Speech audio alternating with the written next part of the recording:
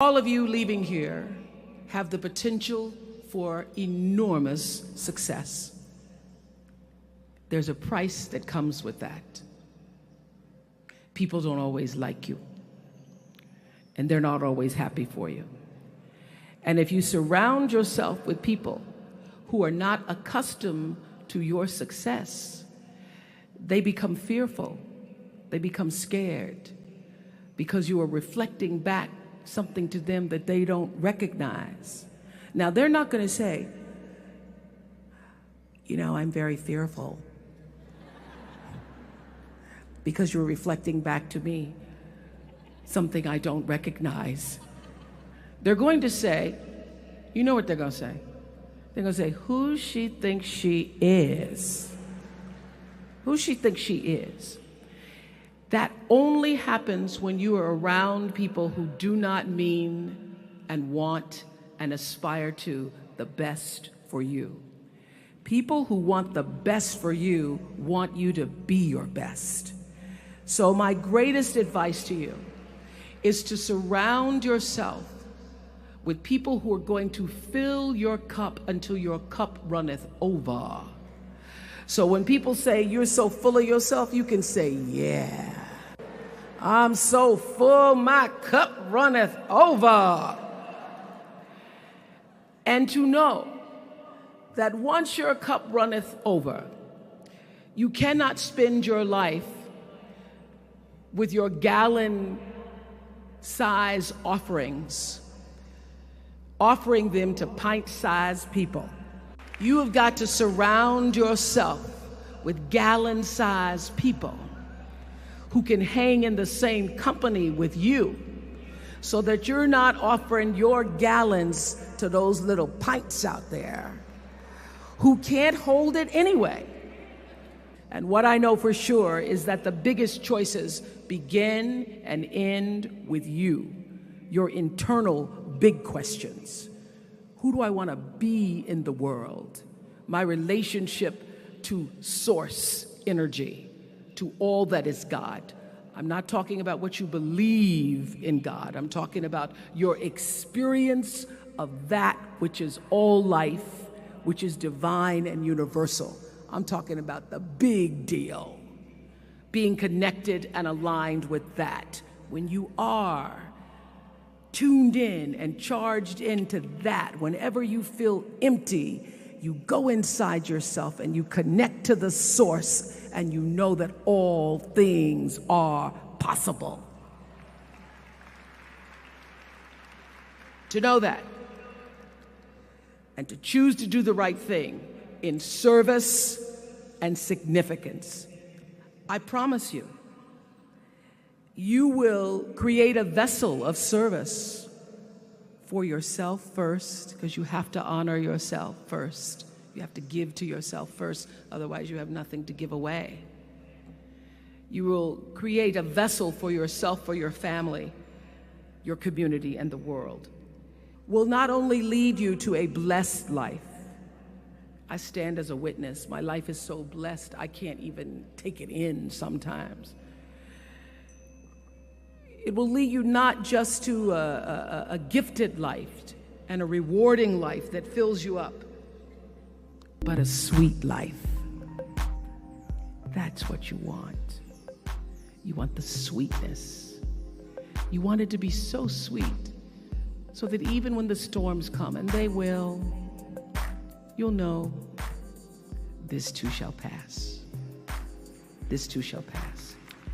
The storm is passing over, and you shall not be moved, because you know who you are.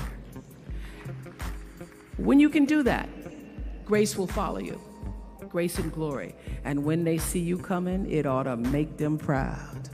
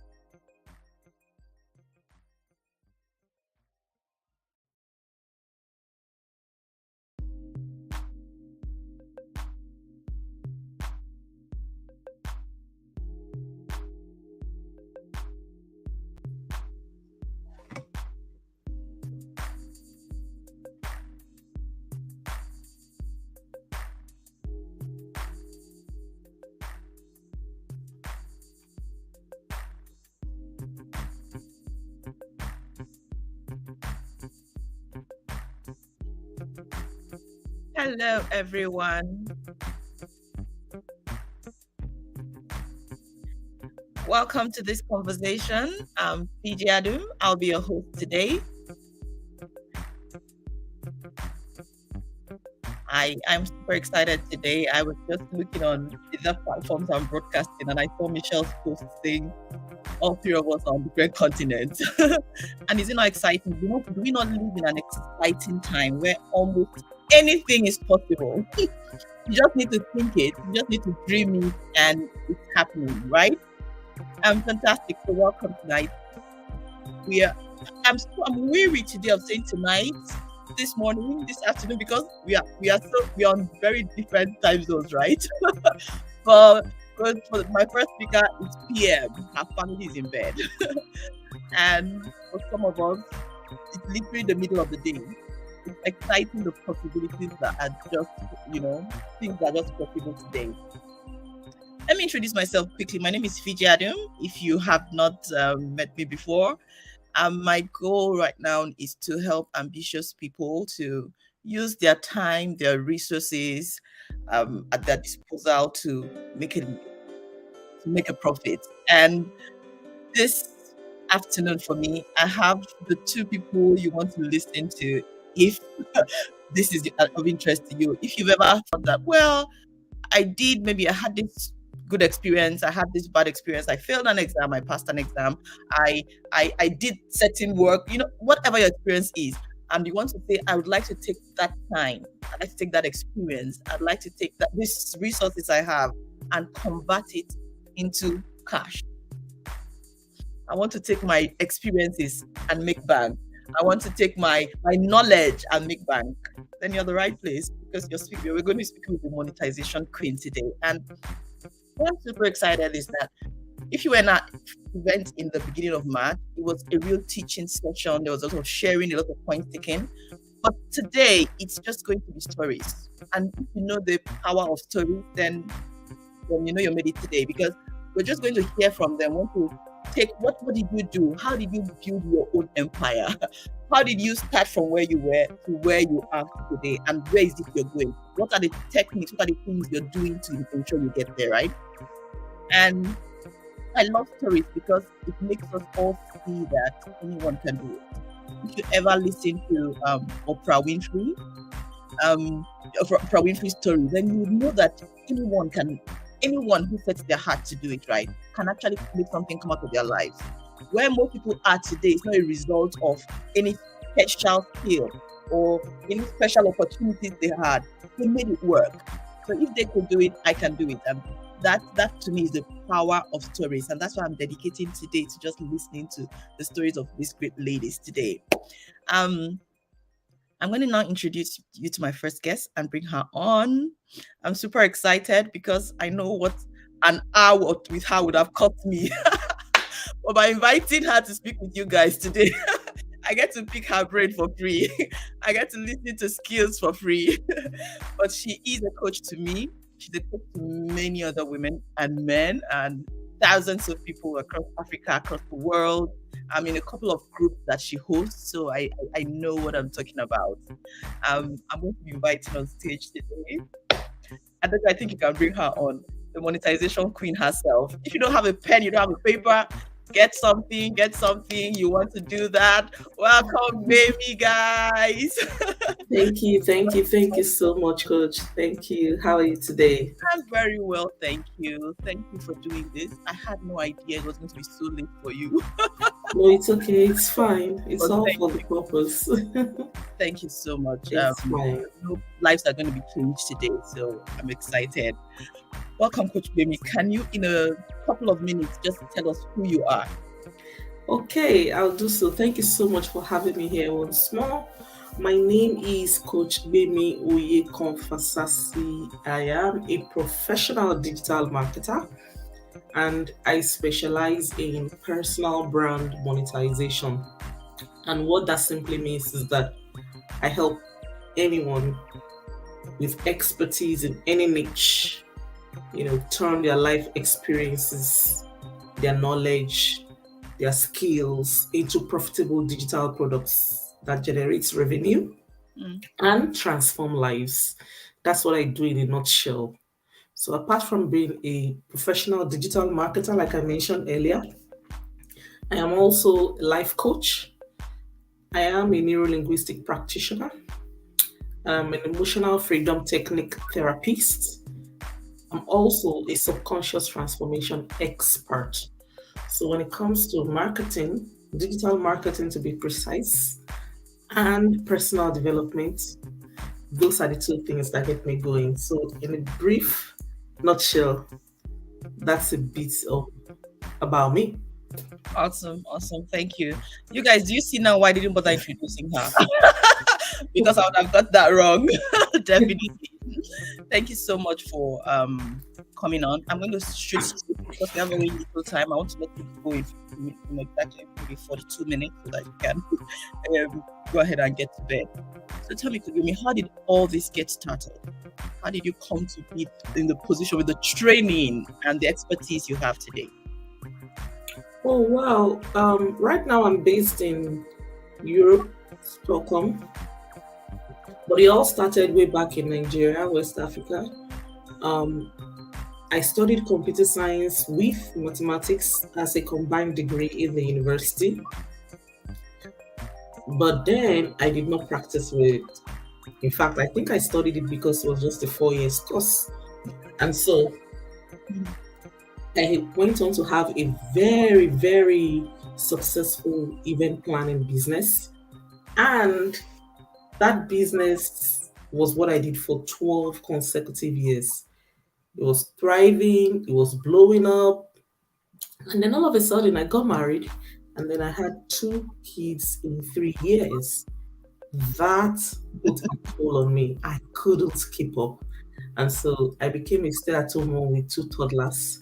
And then remember, because I'd been previously, very much enterprising, it became so, drabby for me. I was just depressed. Like, is this all there is to me? Is this the end? What am I going to make of myself? When the labels are torn away, who am I if I'm not a mom? Who am I if I'm not a wife? Who am I if I'm not a daughter? What am I doing here? What am I supposed to be doing? All of these questions used to bug me so much. And then I became depressed for real. And this went on for long. But when I had my second baby, I realized while staring at the mirror, because I always do this self-realization exercise where I look at the mirror and I ask myself questions. The mirror, you cannot lie to the mirror. You just have to tell yourself the truth because there's no audience, it's just you. And so I told myself that if I kept going down, why is this happening to me? Why does it have to be me? Why can't I do this? Why don't I have this support? What?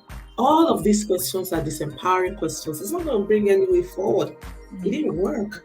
And so if I kept asking myself these questions and kept wallowing in these disempowering thoughts, the results will continue to be the same. And that's not what I want for my life. And so I made a decision that day while standing in front of the mirror in my children's nursery to say, I will never ponder on it that way any longer. So I started practicing what I now know as mindfulness. Then I did not know that was mindfulness. So the first thing I wanted to change was the kind of thoughts that permeated my brain. Because that was the only thing I could do then. That was the only power that I had. That was the only tool that I had. And I was like, okay, that's what I'm going to do. And so every single time those disempowering thoughts came to my head then, I would replace them with, what can I do now?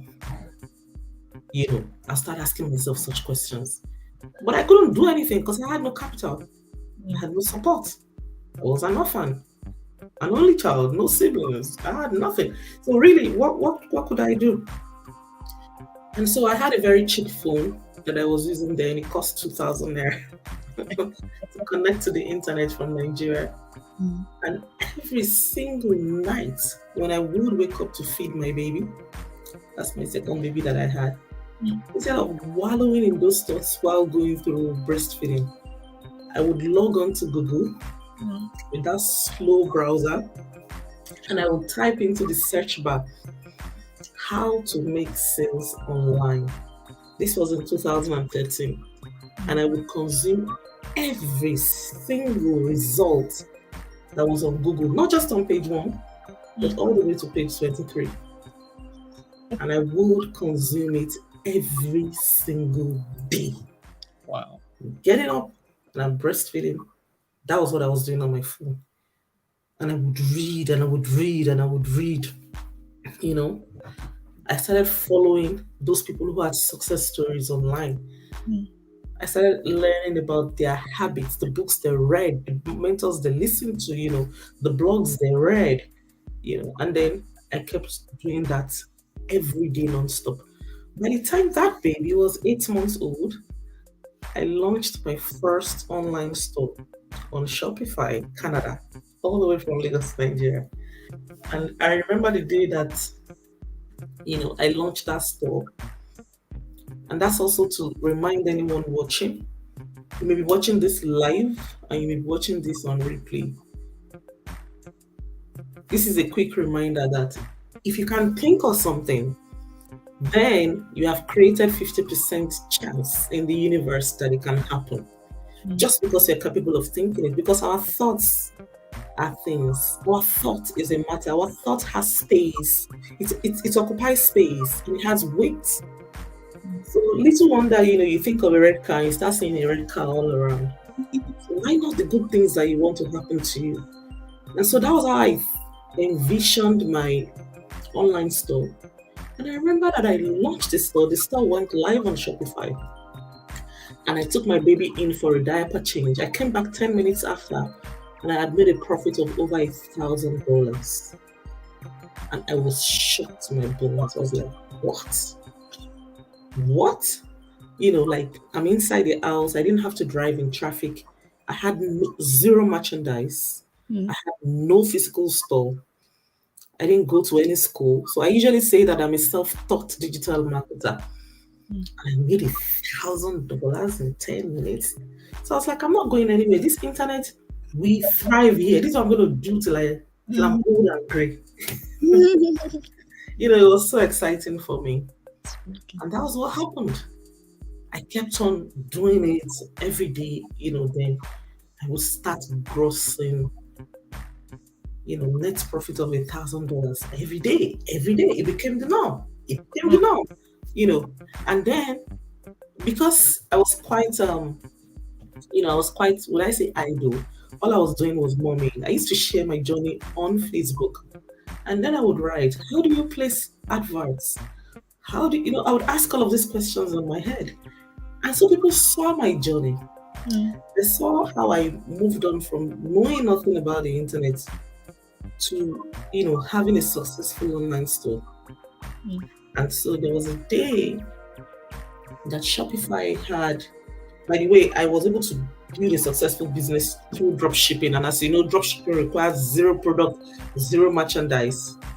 With Oberlo and Shopify, you're good to go. And Stripe, you could make the money. So that was how I was able to do that. And then it got to a particular, I think a year after, if I'm correct, and Shopify had a competition amongst its merchants, and I won. That was like, a transformational period because I won. And I posted my gifts, my email, and all that on Facebook. And people kept saying, what? Wow, you need to teach us. You need to teach us. You need to teach us. And that led to the birth of my digital marketing agency in Nigeria. And it led to so many corporate brands, agencies reaching out to me, asking me to manage their products on the internet. It led to over 5,000 online vendors reaching out to me to teach them how to become visible online, how to make sales online, how to have a thriving e-commerce business. It was just crazy from then on. But that was what the world saw from the outside. That wasn't what was really going on inside. Inside, I didn't stop learning. I didn't stop being hungry. Now, I'll give you a gist of what was going on inside. So when I won the competition, I got in close contact with some of the best, vendors, merchants on Shopify. Mm. When I met them, because I was now in a private group with them, I'm talking about people who manage stores for the Kardashians, people who manage stores for designers, for they manage their stores. These guys are hot. They're the best all over the world in this online marketing game. So I had like 5 of them as close mentors. And I said to them, what? The kind of money you guys make in a day? That's what I want to make on this internet. Tell me how to do it. I know that I'm still playing small, And then I remember one of my mentors then told me and said, you can't make the kind of money that we make. You're just on that level, you're good, but you cannot make the kind of money that we make. And I said, I will, I want to, I'm hungry, And he said, you have to be willing to learn more than selling. It's not about having the knowledge of the right product. It's more about, understanding the platform. We are developers. We are programmers. We learned. We worked at Google. We worked at Amazon. We worked at Shopify. We were data analysts there. We created algorithms. We understand the platform beyond ordinary merchants, and therefore we can make more sales because we know how to navigate the platform. And I was like, understanding the algorithm, I was like, I will. I'm ready to learn. And so it taught me how to think of the next big platform, understand the algorithm, and dominate it. And then the next big platform that was coming out was Instagram. Instagram had been there, but it has not been bought by Zuckerberg then. And so that was why I went into learning mode. So by the time I was done with Instagram, it was a fantastic, success, not just for me, but for over 5,000 vendors all around the world whom I helped to make sales and achieve visibility on Instagram. So it blew up from there. It led to my own digital marketing agency. It led to my own private labeling business on Amazon. It led to, my online store having several digital branches like .eu, .us, .uk, .ng, .gh, it led to all of that. But I was still very restless. I'll give you that second part. I was still very restless. You see, we're all just going to be restless because it's a journey of becoming, right? So the top of one mountain is the bottom of another. So they're always like different faces. So this is just basically how I started, and I got to know what I know. It was through e-commerce, right? So that's it. Wow. I have never heard this part of your story. And what I find amazing is the reality of the fact that anytime when you tell people you can start anywhere, you can start with what you have, where you are at, people are probably thinking, easy for her to say. I mean, that is your exact reality. It doesn't get a phone of 2,000 naira. With no touches, spending time and the dedication, the discipline it takes to do that. Can you just speak to the core characteristics that you can say you have? This is giving you permission to blow your horn that you have, and you have had to develop and actually implement to see the levels of success you've been seeing. For me, I would say everything that I do is in alignment with my values. My values are everything. And one of the most prominent values that I portray is authenticity. I am so authentic. And listen, there's nothing that I preach that I do not practice. There is nothing that I preach that I do not practice. So even if I say start from where you are, start with what you have, I mean it. That's what I do. So back to the question, which is, what are the things that I have? So for me, the qualities that I have, first of all, that I admire about myself, if I say so myself, is authenticity. I am so authentic, so painfully, brutally authentic, that I do not deceive myself. I just tell myself, okay, fine. This is where I am. This is where I want to go to. And this is what I need to get to where I want to go to. And you can practice it if you're listening right now. This is where I am. this is what I desire, and this is where I want to get to, and this is what I need to get to, where I want to get to. And that particular goal will then influence every single thing that I do. That particular goal will then influence every single thought that I entertain. That particular goal will influence every single feeling that I have, and that particular feeling will influence every action that I take.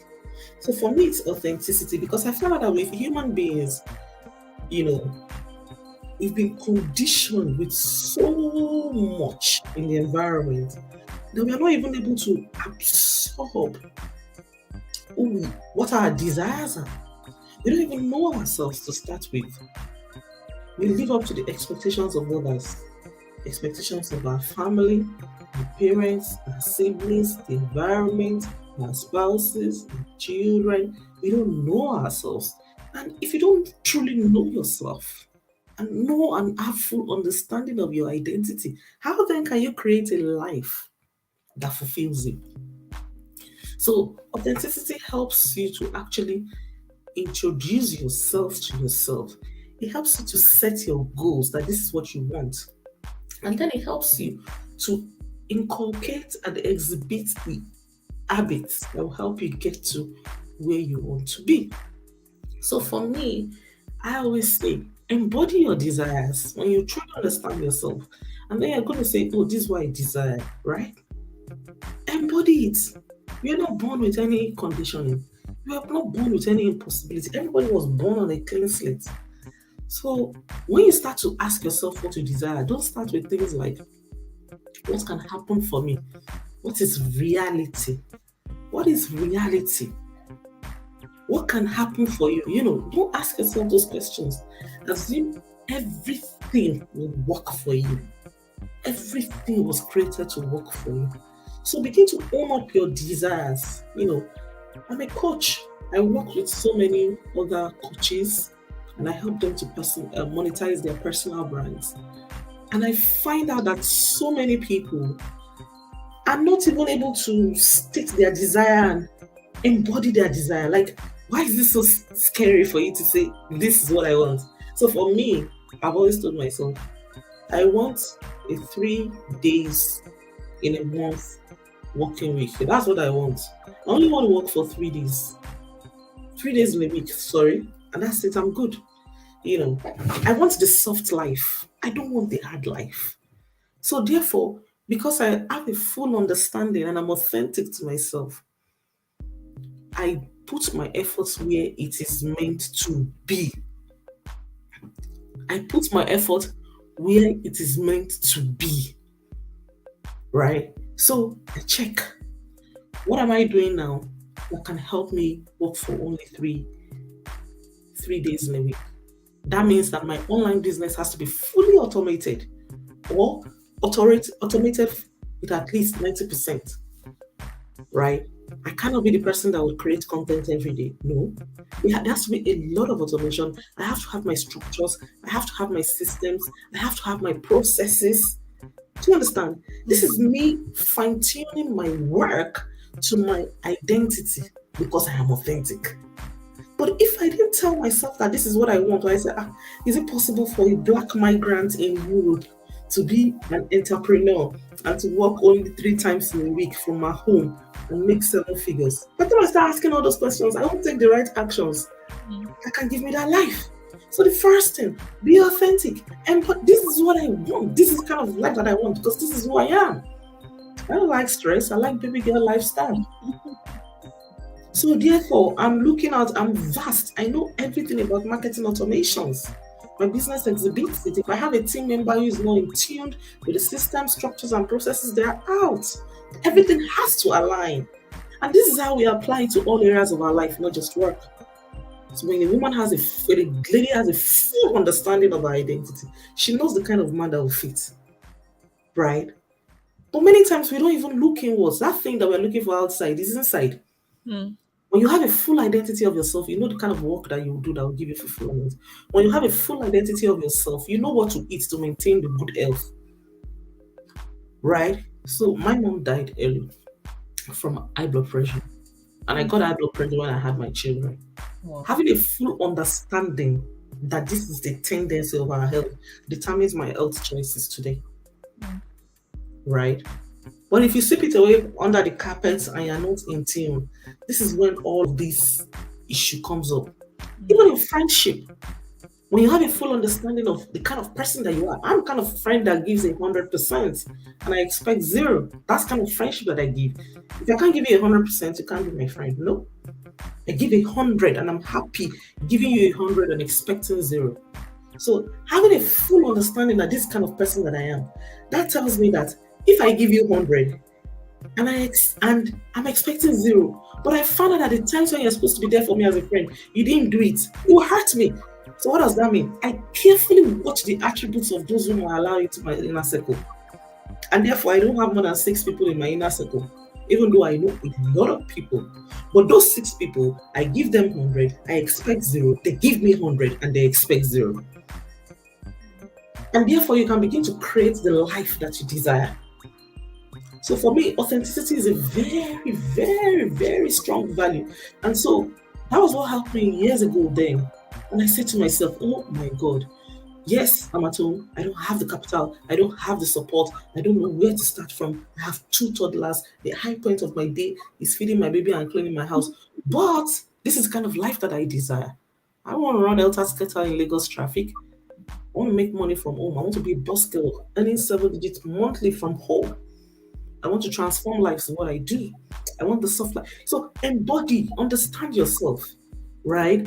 And bring it out and don't be ashamed and don't let anybody shame you. When I was coming to Europe, a lot of people would, even inclusive of my spouse, everybody would say, oh, you have to work. You have to work. You can't be in Europe and not work. Well, I know what I always wanted and I stuck to my guns, okay?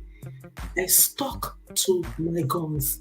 And then I came in here and I built my tech startup. And boom. When I go out, people say, boom. So you're a tech babe? Oh, yes, I do. I have my own mobile app. I've got my own subscribers and I did all of this thing from here. Right? So for me, it's a lot about, a whole lot about authenticity. So that's one value that worked for me. Right? Another value that works for me is delayed gratification. Okay, so yes, I'm for the baby girl lifestyle. Yes, I'm for the soft lifestyle, but I really, really do not deceive myself and become, what's the word I should use? Maybe just careless. I practice delayed gratification because I believe that there is a time, right? There's a time for you to sleep for 5 hours, and there is a time for you to sleep for 7 hours. So for me, I carefully understand the season that I am in. Is this the season where I give everything, or this is the season where I delegate? Is this the season where I learn the ropes of my business, or this is the season where I raise a team to take over? Is this a season where I expect an investor, I seek for investors, or this is a season where I grow my business? I don't jump the gun. Whatever I'm supposed to do in that season, I connect to my divine source and I tell myself the truth. What are you supposed to be doing? And then boom, I do it. So I practice delayed gratification a lot. So these are some exciting attributes about me. And I should quickly add that speaking about authenticity, when I had a successful e-commerce business where I was dealing with merchandise, I wasn't really happy, even though it was very successful. So once more, in reflection now, I practice authenticity because I asked myself, why do you have successful stores on Amazon and Shopify and all that, and you're still not fulfilled? And then I realized that what really gives me joy is when I help other people, right? And so that was what led into me becoming a coach and helping other people monetize their skills on the internet, which is what I do full time now. So that again is another level of authenticity where everything seems to be glamorous from outside, But then you ask yourself, how are you really feeling?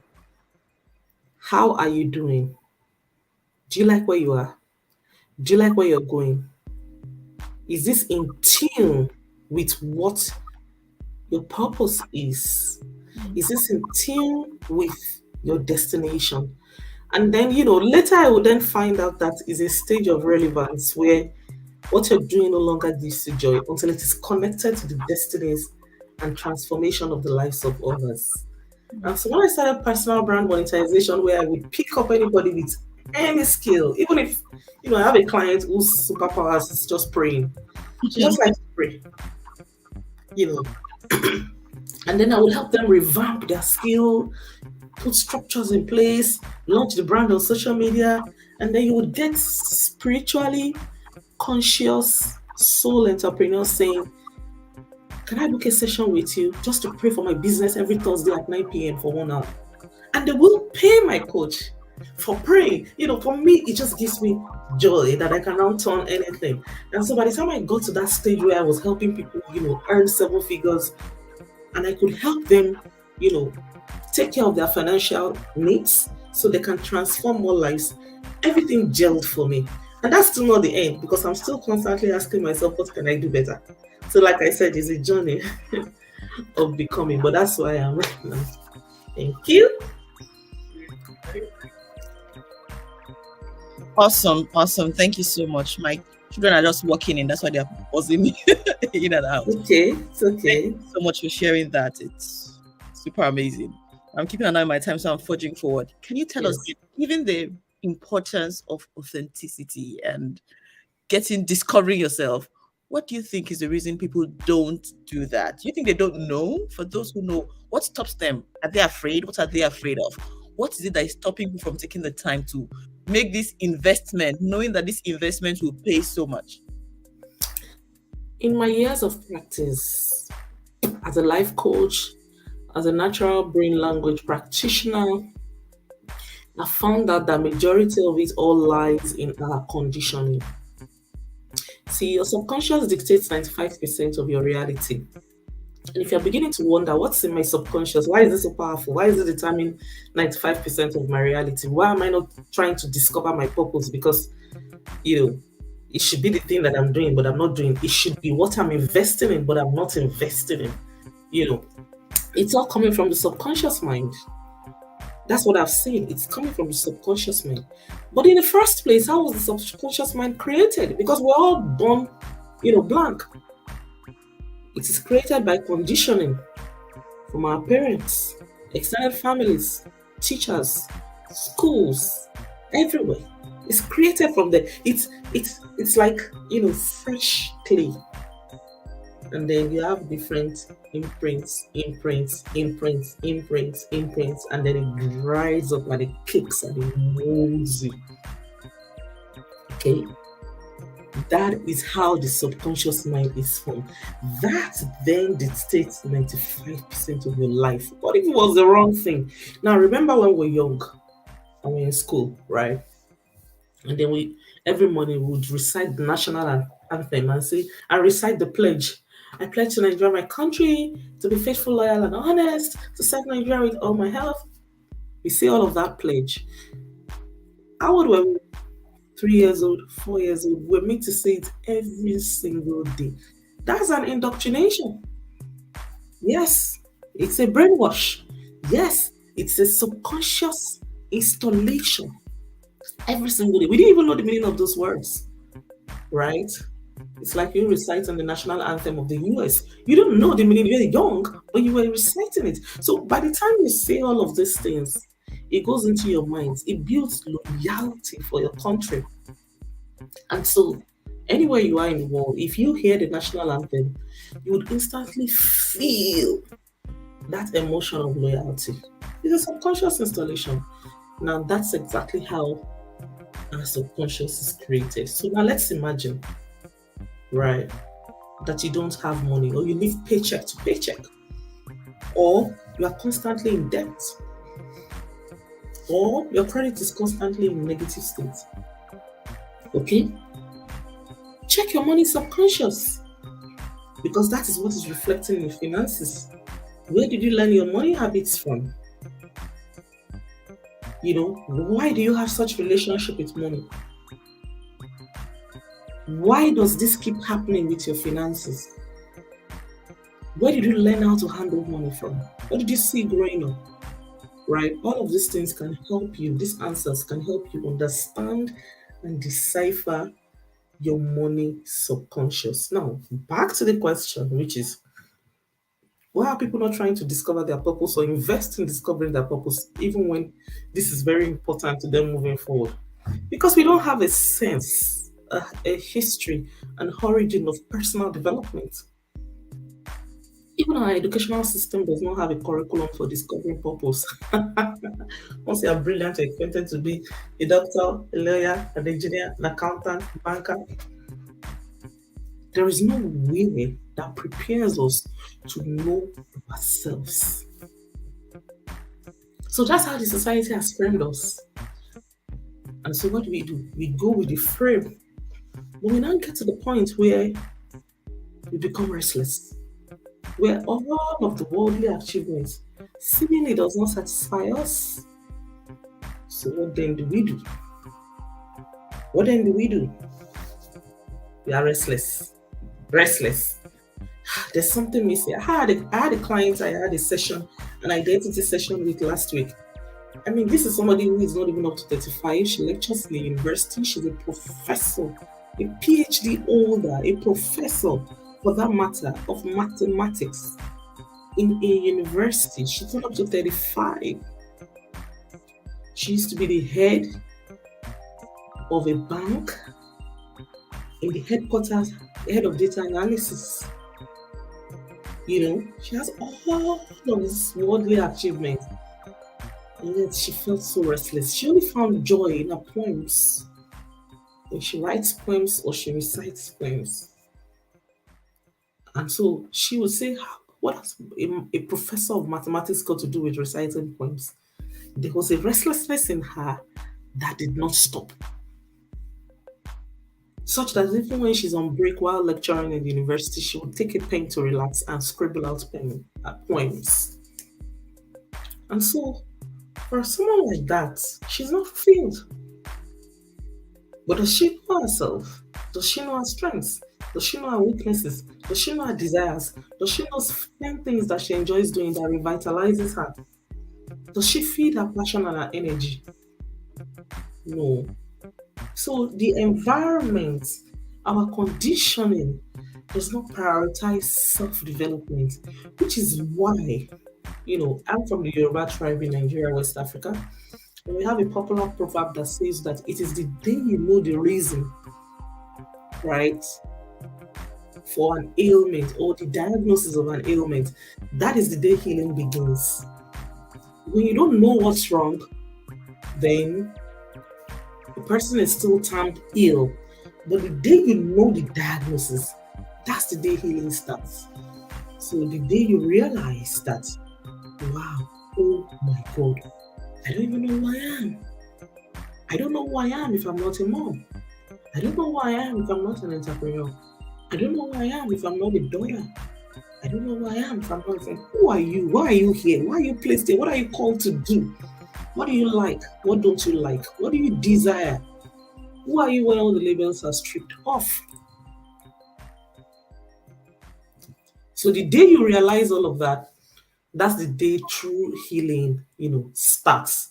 And that's what we try to encourage with the work that we do. Wow. Who are you when all your labels are stripped off? I just want to sit down quietly for 10 minutes and answer that question. Unfortunately, I don't have the luxury of that time now, so I just need to sit down. Wow, that's fantastic. I'm going to let you go soon, I promise. But I'm just going to give you open mic now for 10 minutes to share from you've already shared, but if there's any direction you're leading to share with people, especially people who have a sincere desire to do more than get a job, but they do want to make a difference, but they need to make an income to make a difference. What will you say to them today?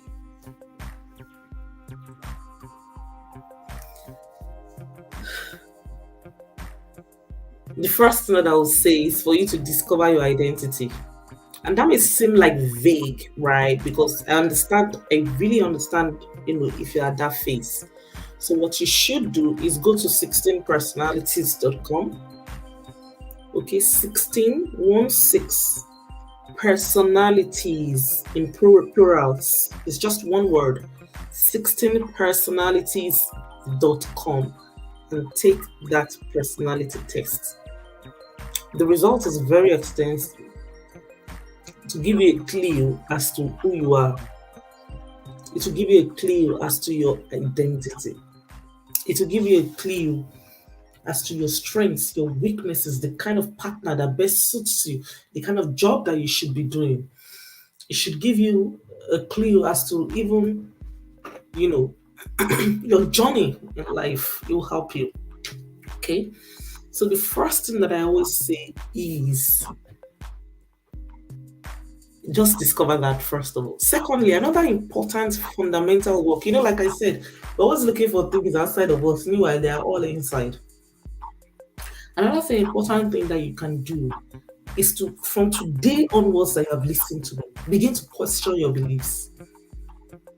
Because most of the time, you know what's stopping you from going down that journey of earning that income, of monetizing what you know, of transforming lives, of getting started, even if the journey is not clear, is your beliefs. Beliefs are very, very powerful, although they are intangible. So I want you to start to question everything you believe in. Look, let me give you a classic example. What you think may be the norm, right, may just be 100% false. For example, a very popular belief like the sky is blue, for example. The sky is blue. The sky is not, that's not a fact.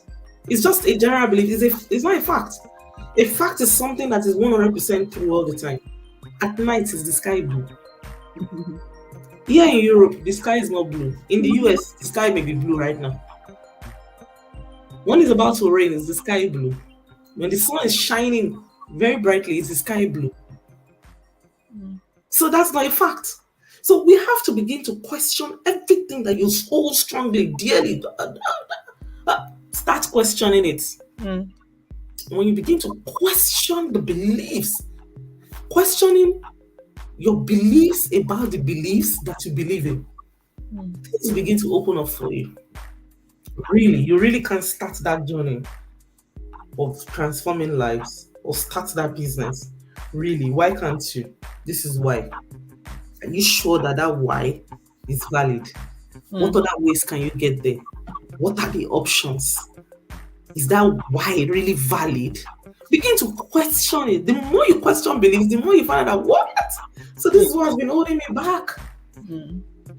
I believe that you can build a multi-million-dollar empire with just your mobile phone and 60 seconds. That's all you need. You don't have to have elaborate devices. The internet has made everything much more easier. This is not 20 years ago. Okay? So begin to question your beliefs. Then secondly, begin to question your belief about what's possible for you. I'm black, I'm female, I'm minority. This is not my hometown. A very popular one here in Sweden that I am. They don't speak English. Swedish is the official language, so you cannot try. Begin to question your beliefs about what's possible for you. As for me, I don't bloody care. From the day that I stepped in, I had the belief that understanding, mastering the language will have nothing to do with how I would succeed. Everybody said opposite to me. And I said, no. Because what you focus on expands. And if you begin to focus on, I cannot thrive if I don't speak the language. Yes, you will not be able to thrive if you don't speak the language. You attract what you think. But when you change the way you look at things, the things that you look at changes. When you change the way you look at things, the things that you look at changes. Yes, I don't speak Swedish, but I speak English. What can I do with the English that I speak? These are empowering ways to question Whatever it is may be holding you down. Because I can tell you 1,000,001, at least right now, I can reel off about 90 different niches for you to go and start a profitable online business. But if you don't do this inner work, you're going to get sabotaged there. Because this is the inner work. This is what helps you when you are out there building that business.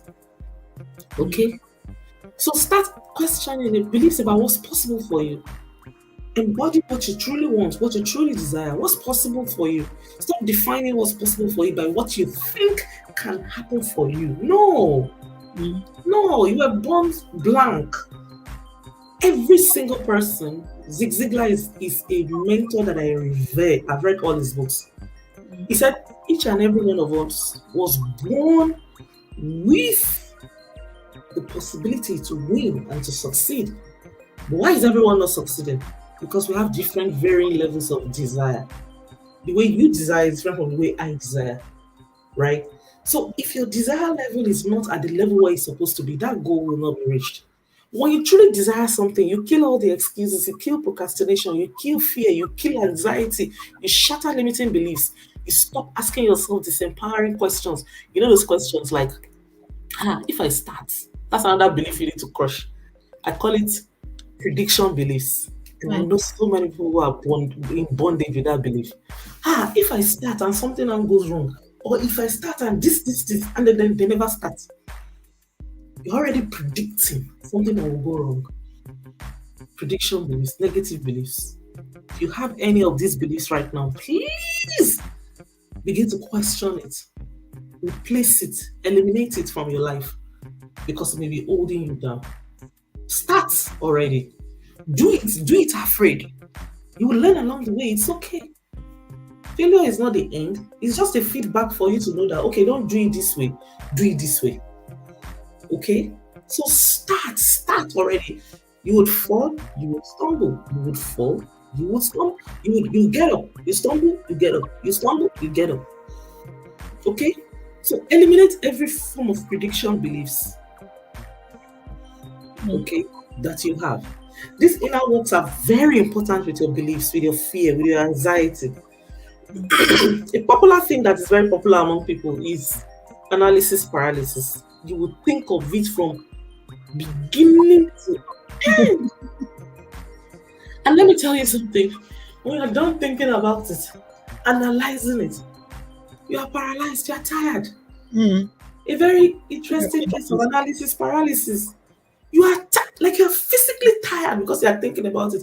But that's because your brain does not know the difference between reality and fiction. It doesn't. The brain can be your greatest supporter and it can be your biggest obstacle. It depends on how you use it. So when you indulge in analysis paralysis, over analysis, you are using your brain as a stumbling block.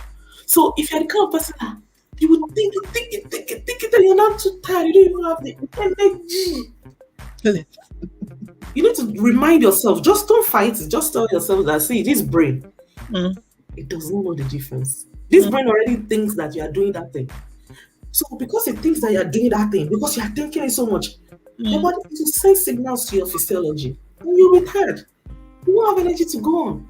So you need to be able to practice mindfulness and catch yourself the minute you are going overboard. And guess what? We all know that minute when we are going overboard. All the basics are in place, but we'll still be saying, oh, one more course, one more training, one more certification.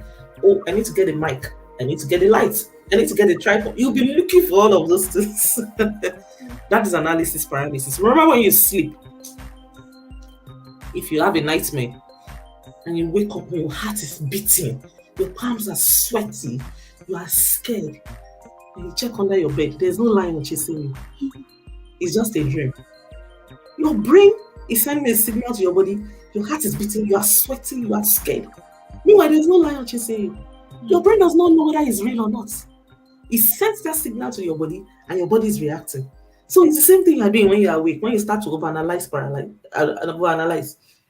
the brain will think, she's doing all this work, she's doing all work. Then it sends the signal to your body and you're tired. You don't have the energy to go on. Stop it right this minute. Right? And if you're the kind of person that, you are lethargic, you're lazy, and you're like, oh, I don't have the energy, it's just a belief that you don't have energy. It's just a belief. And so even if your mental, right, is not carrying that energy, that zeal, that burst, right? Because I hear a lot of people tell me, baby, you're very energetic, baby, you're ginger, baby. I don't always feel this way. I don't always feel this way. I don't rely on willpower. Willpower will not be consistent for you. But I've been able to use my body to control my mental and my mental to control my brain. So what that simply means is that there are days you're going to wake up and you won't feel like doing nada. Nothing is going to move you. And if this is happening at your beginning stage, you need to be able to stand up, listen to affirmations, do exercises, listen to that music that gets you going. Begin to recall the times when you've won in the past. Use your body to control your brain, because the tool works both ways. And then you pick it up from there. Okay? These are essential inner works that you've made.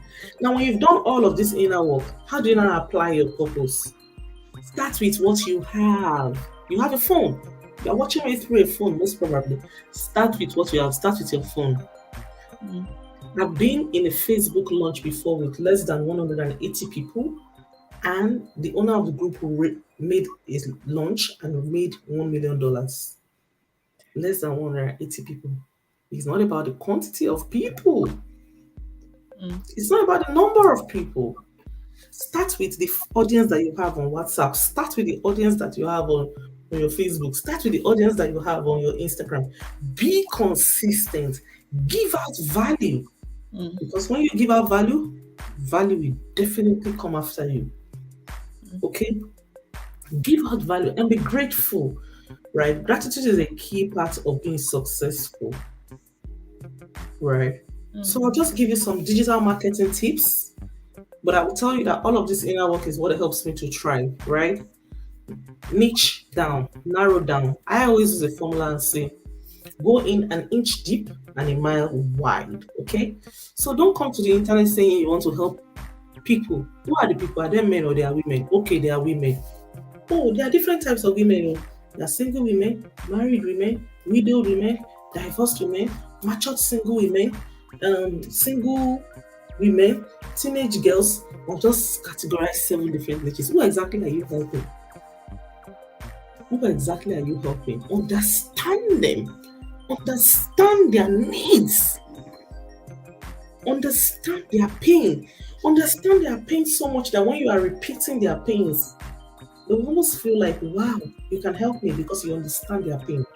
Now sit down and use your own expertise, your own knowledge, your own skill to create a solution for their pain. There is no way you will not sell, right? If you are solving the right problem for the right people, there will always be sales. So sometimes this is why people are not making money. They have the best solution. They are giving it to people who can afford it. Who can't afford it? And then they say they are not making sales. Who are you selling to? And for some people, their audience are on LinkedIn, but they are visible on Instagram. They're dancing on Instagram. When your audience, your ideal audience is on LinkedIn. So it's not about you. It's about the audience. So sit down to create authentic offers. Do not copy what others have outside. What's on Google? What's authentic to you? What's authentic to you? I mean, what are people looking for? What solutions are they looking for? Right? Create that offer. Now make sure that you yourself are visible where they are, where they frequent.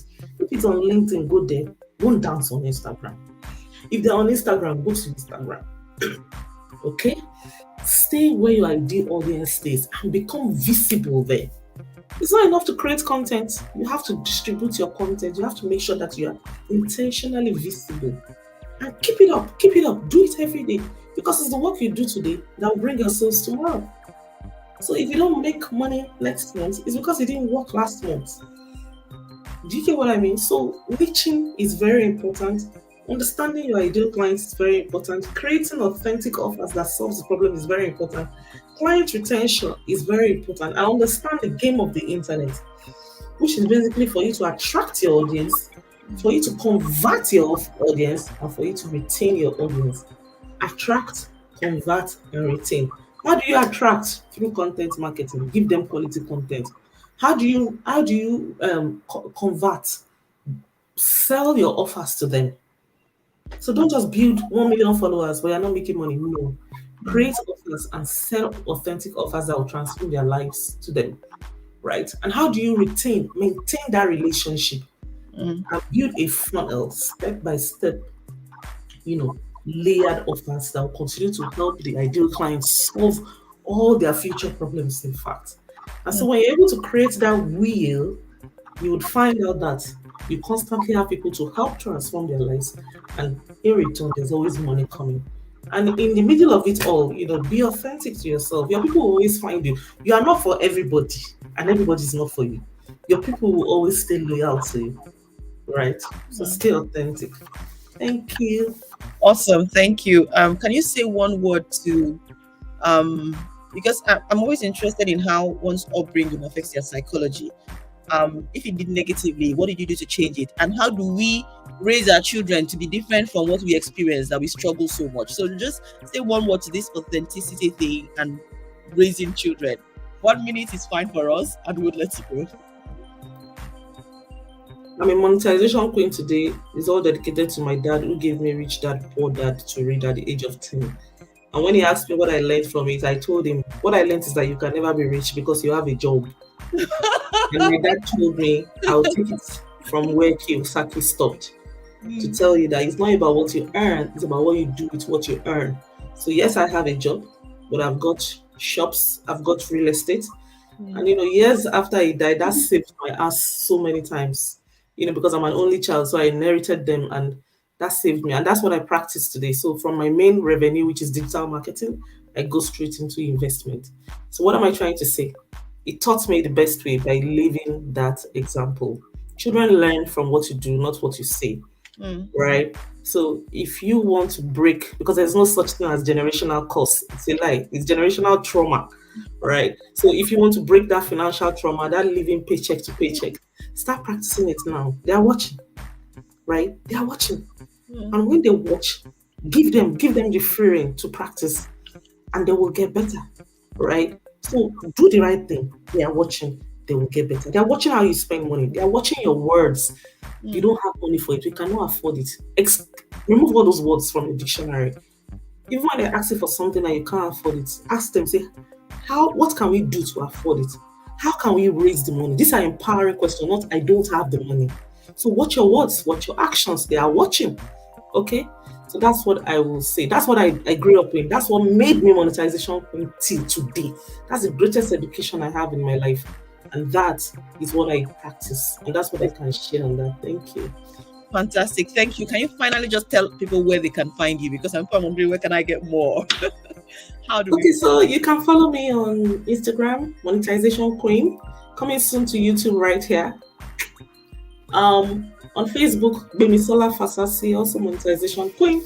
So I'm there. Type it in on Monetization Queen on Instagram and Facebook. Yes. Thank you so much, Bemi. Thank you again for doing this. God bless you. Have a fantastic evening. Thank you so much for having me. I'm so grateful. Thank you all for joining. I appreciate this. Thank you. Take care. Bye. Oh my God. For those of you that were doubting, like, Fijeh just wants us to come online, what are you thinking right now? I tell people something. I always say to them, I don't put together events. I don't do anything for entertainment or for popularity contest. I don't do it just because to do it. Whenever I'm coming, whenever I'm bringing people to you, whenever I'm going to take your time, it is important to me that time is worth it. And I bring to people to listen to. I'm not selfish enough to say, let me listen alone. Okay. So these are people I've studied, I've looked at for years. Now I'm going to be bringing you a second guest, Michelle. I met her a little over 6 years ago, and the way time flies, I'm just like, I can't believe I'm growing old. I don't even look older. But time is going. So I'm going to introduce my next guest in a minute. Go get some popcorn, get something to drink if you're not ready yet, because we have another 15 minutes with Michelle, and I'm telling you, she's a real, a lot of us dream of building businesses. We dream of doing great things. And I say to people, you don't have to be a great person. You don't have to be anything extraordinary to do great things. You just need to dream it, think it, right? And it will happen. I'm going to bring Michelle on in a minute. So Michelle is a wife, a mom of four, and an entrepreneur. She's the broker and owner of Muhika and Associates Real Estate, Muhika Title Ventures, and the timesharegirl.com. Michelle runs a team of more than 50 realtors, all while traveling the world and teaching others to do the same. She created businesses that revolves around her passion, and she's living life each day in alignment with her purpose. Exactly what monetization people were just saying to us. So this is just proving that, yeah, everything she said is real. She says her favorite quote is this: don't ask what the world needs. Ask what makes you come alive and do it. Because what the world needs is people who have come alive. I love that. I'm hearing that for the first time. Welcome, Michelle. I'm so excited. See you again. 6 years. Yes, Fijeh. Wow. How have you been? Oh, incredible. Very, very blessed. I'm actually home. It's not often that I'm home, but I'm home for... Yes. You travel a lot. If you don't, go follow Michelle on Instagram and Facebook, you'll see she's going to make you jealous. She's going to make you want to be like, no, I'm tired of living life. But yes, I'm so excited. I've not done the normal things. I didn't go like, oh, what country are you connecting from? We have over 400 people on. But I didn't have time because I know time is precious, and I sincerely believe I respect people's time. So I always believe that whenever I bring an event like this and I'm saying stay awake through this, I'm seeing so many of my friends in Nigeria, they are up at 10 p.m. listening to this. I believe they must get value for every second. Welcome, Michelle. I'm so excited to have you. Thank you for coming on. Thank you so much for having me. I mean, it's been 6 years, and it's incredible to see your journey as well. And we'll have to share how we met. And I think it's an incredible story of an entrepreneur's journey, just following your dreams and your passion and seeing where it takes you. Fijeh? Okay. I'm right here. Okay. You took me off. There's someone managing the stage, but she just forgot I've not asked my questions yet. Okay. So guys, give me a minute, okay? Okay. It's just, what's your local time now, Michelle? It is 2:04 p.m. I am in Arizona. Awesome. So at least it's daybreak for you. I don't feel too bad. I felt so funny because I was like, oh, her family is sleeping and all that. But yes, no, I know. She was incredible. Yes, she's fantastic. Guys, you can also drop your questions for Michelle because she'll have a little more time to be able to answer questions. Gaming was on the run, so we couldn't do that. But tell me, Michelle, how are you doing? What have you been up to? And how did this fantastic journey all start? Where did you get started from? Did you get an inheritance? Did you get a bomb from someone? Did you get lucky? How did you get here, Michelle?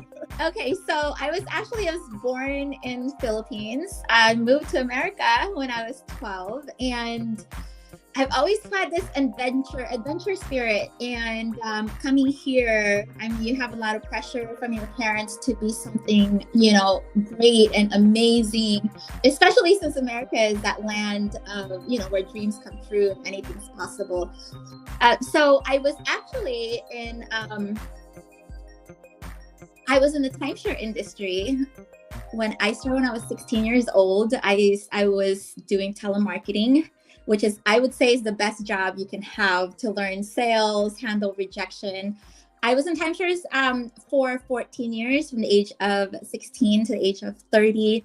I left that industry because I wanted to travel. And just like Gimme, she talked about, having children. We actually have 2 older kids, 2 that are 24 and 23, and we have 2 younger ones that are 14 and 16.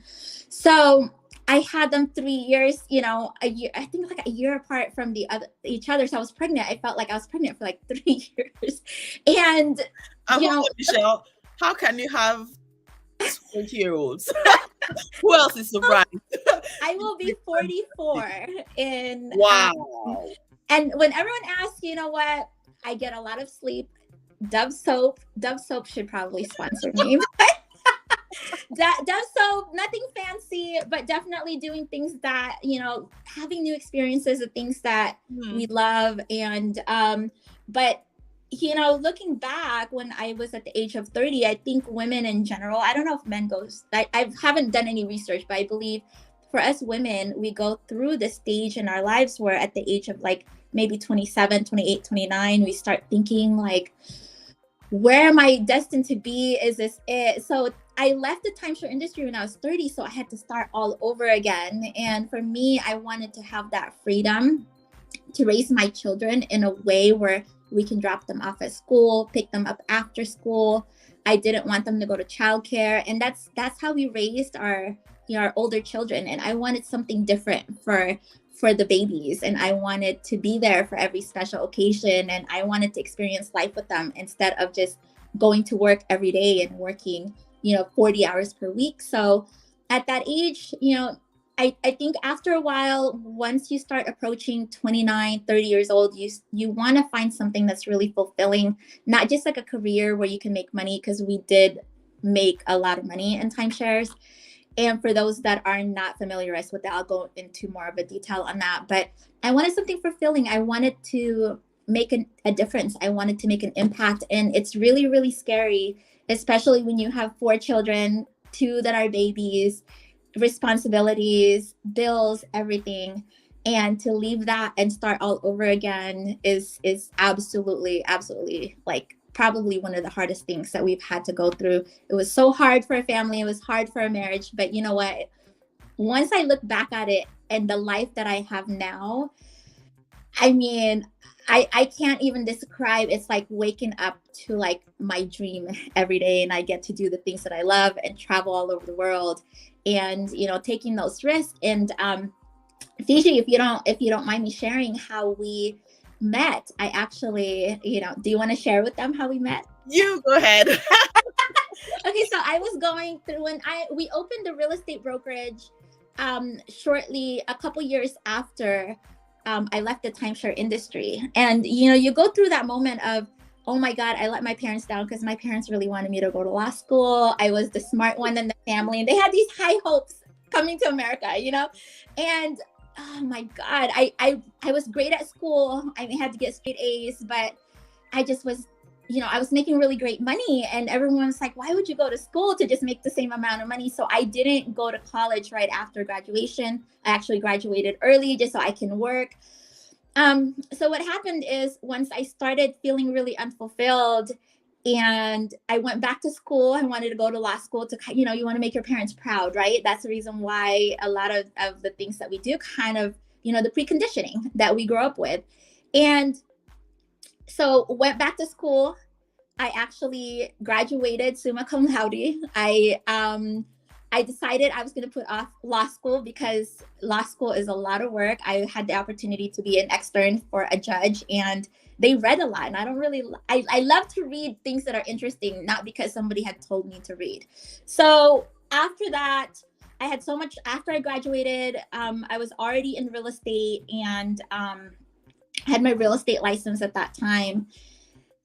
And I went back to school again after just getting done with school to take my broker's license. And from there, the next thing was like opening up a brokerage. Like when you're a realtor, you can be a realtor, and then you can also work for a broker.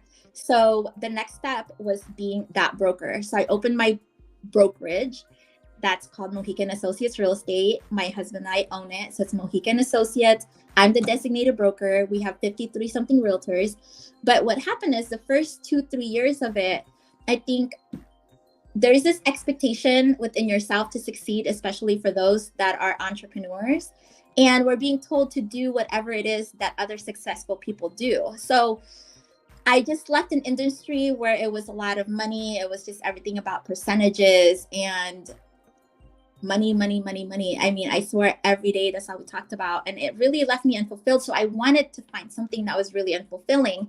But being in real estate, I just felt like it was kind of taking me back to that same mindset of greed and, percentages and just everything as far as how we can make money off of others. And I was really conflicted with where that was, and the only thing I really wanted to do, and the reason why I left corporate America, was that I wanted to spend more time with the kids. I wanted to travel, and I didn't know how to how I could create a business and have a successful business at that, and travel the world. Because how do you run a business without presently being there? Because a lot of the brokerage, I mean, that was like in 2012, where people love being in the office. And I've never really liked going to that. I probably will go to the office. Like my office is this cell phone right now.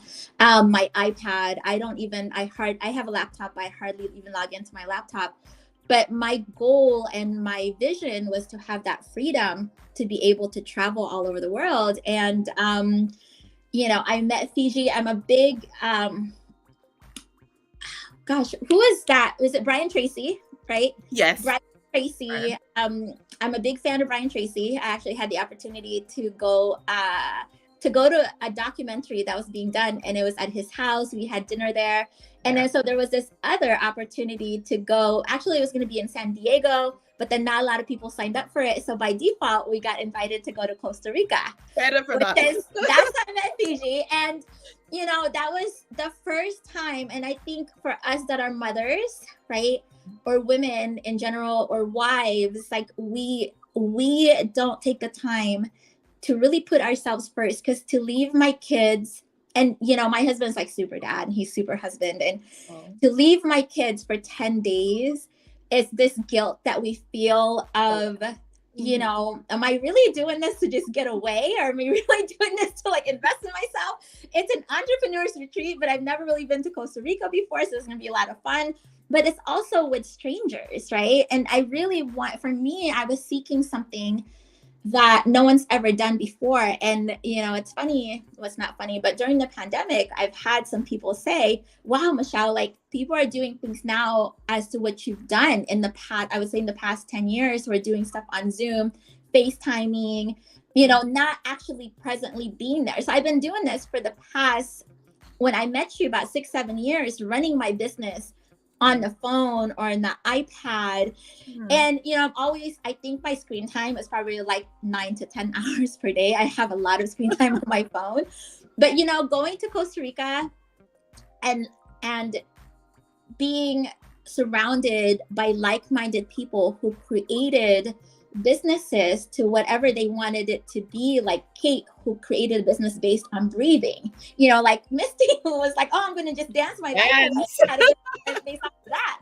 And then so I'm like, okay, that's incredible, and I know you were probably like scared meeting all these people, just like how we all were. Like we didn't know what to expect.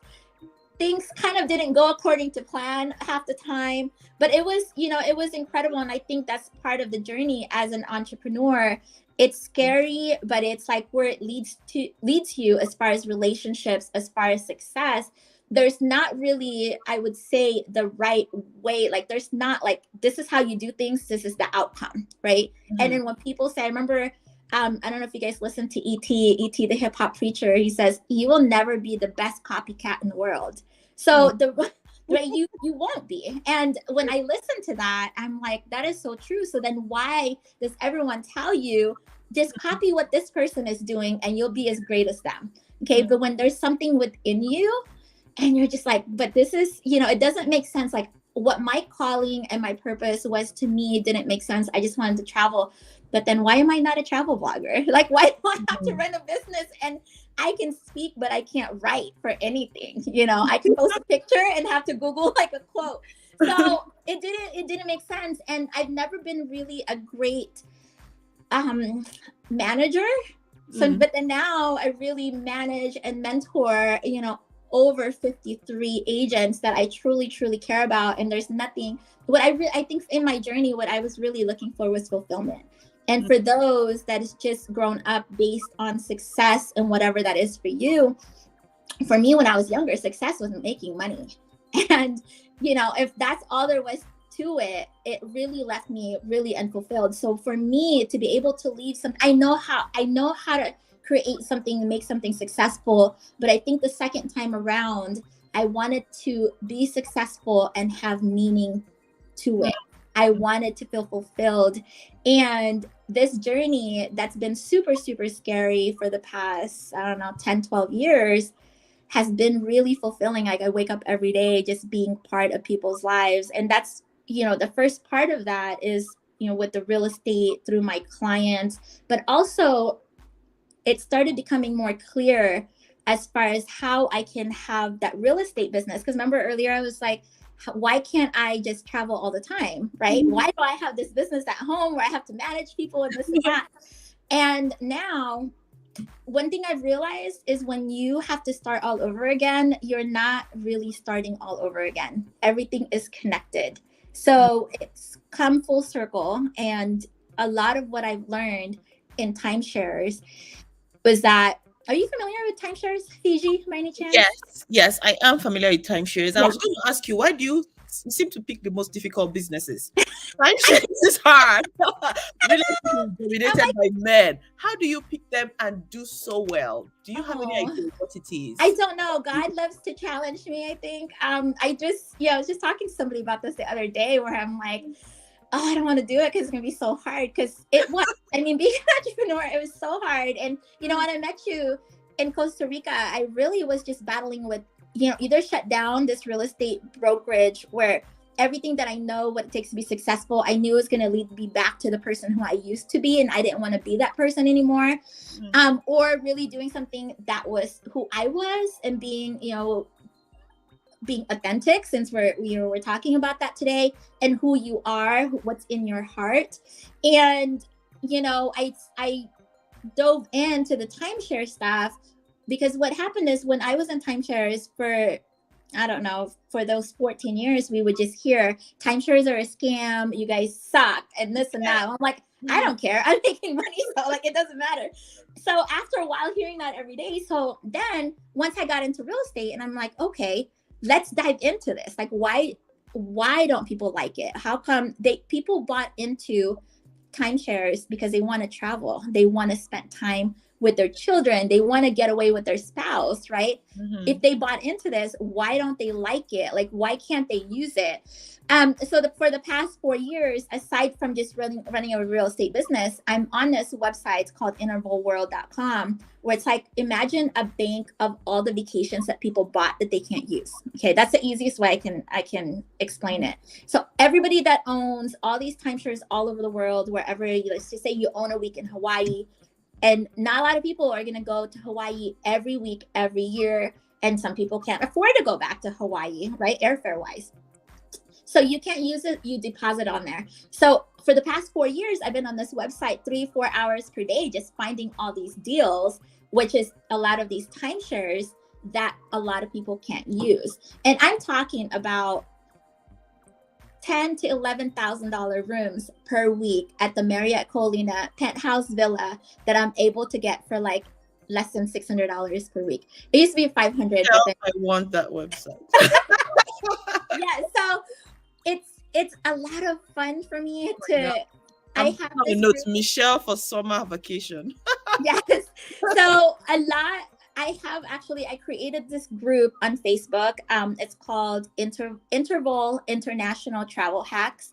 I post on there all my great deals that I find. And I really created that. I think it's important to know when you're passionate about something and you love something so much where it doesn't, for the longest time, I didn't want to create a business based on this because it was just so much fun for me. And once it's not fun anymore, like, I don't want to do it anymore. So for the longest, everyone's just like, help me. Like, I want to know how to do this. And I'm like, no, I kind of like, I'll teach you, but I didn't want to charge people. Until now, everyone, I only have so many time in a day, and I would walk people through. And so I started doing webinars.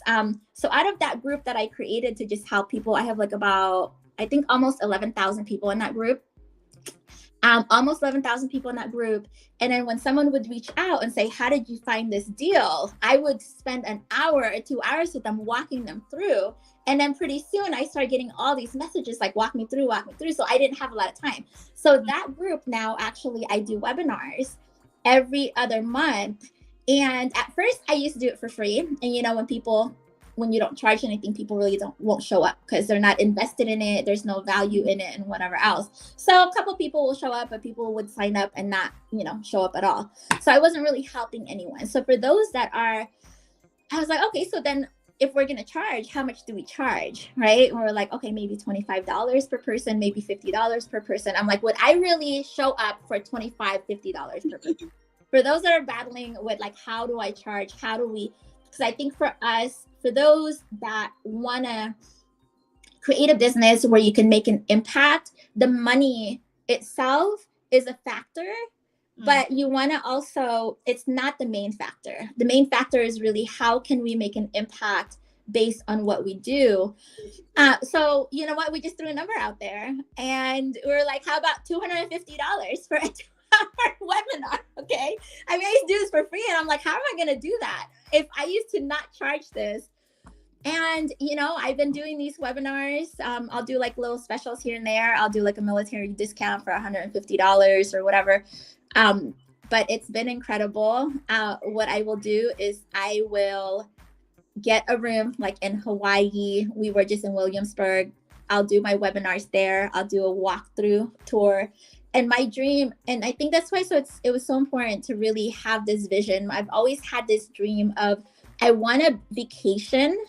I want to travel with my family, my husband, my kids, and make money, right? Because I think in corporate America, what's been instilled in us was when you go on vacation, you disconnect, you don't work, and then you come back and you're catching up and you're broke, right? So I'm like, and yes.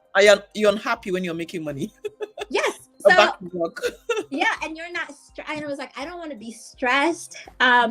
And I think when I was in timeshares, there was never a good time to vacation. Like we talked about vacationing, but since we got paid on commission, there was never a good time to go on vacations. Wow. Because we got paid based on commission. So I think at the end of the day, I'm like, how do I create this lifestyle? And that's why this vision that you have for yourself, it's so important to hold on to it. I think sometimes we get stuck on the how, like, how is this going to happen? Or how can I run my business on my phone, right? How can I not lose clients? So I think for me is focusing on what's possible and what was possible in that dream of traveling, making money, spending time with my kids, being able to pick them up after school, except for today, because I'm here, so my husband's picking them up.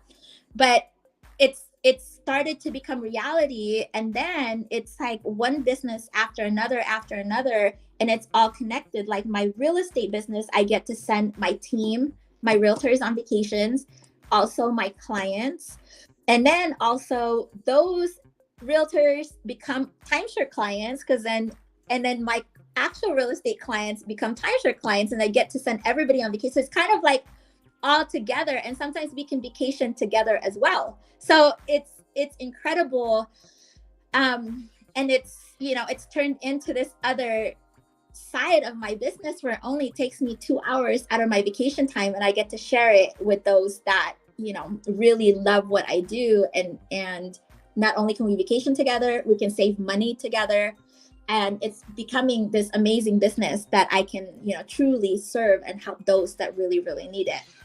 Wow. You know, I think one of the most difficult things to accomplish, not difficult, but the way we've been programmed is to think that it really is hard to find a business that you find fulfilling and you also find financially, you know, that's why we always struggle. Oh, how is that possible? And back to what Bemi said, right? That being able to take away that thought that, oh, this is hard, this is impossible.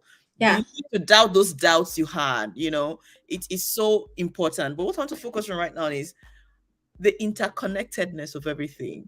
See where you came from. It was timeshare, real estate, and here you are with travel bulk. And look how connected it is. When people say the universe is working to have everything, you know, align, I think this is evidence that it is so true. Just follow your journey, right? Trust your journey. Yeah. But Michelle, what would you now say to people who are stuck in a 9 to 5? That's their reality. Because I'm sure each business you started, did it cost you? Did you have to raise capital? So people who don't have that capital yet, but they do want to start a business, how did you start money-wise? How were you able to, and then when you start a business, sometimes there's no cash flow. How did you sustain the living long enough to become to begin to rely on you, because I have a ton of people who keep asking me, oh, I do have a side business, but I can't leave my job. They're holding on to the job, and like, that is a hustle, that's a side thing.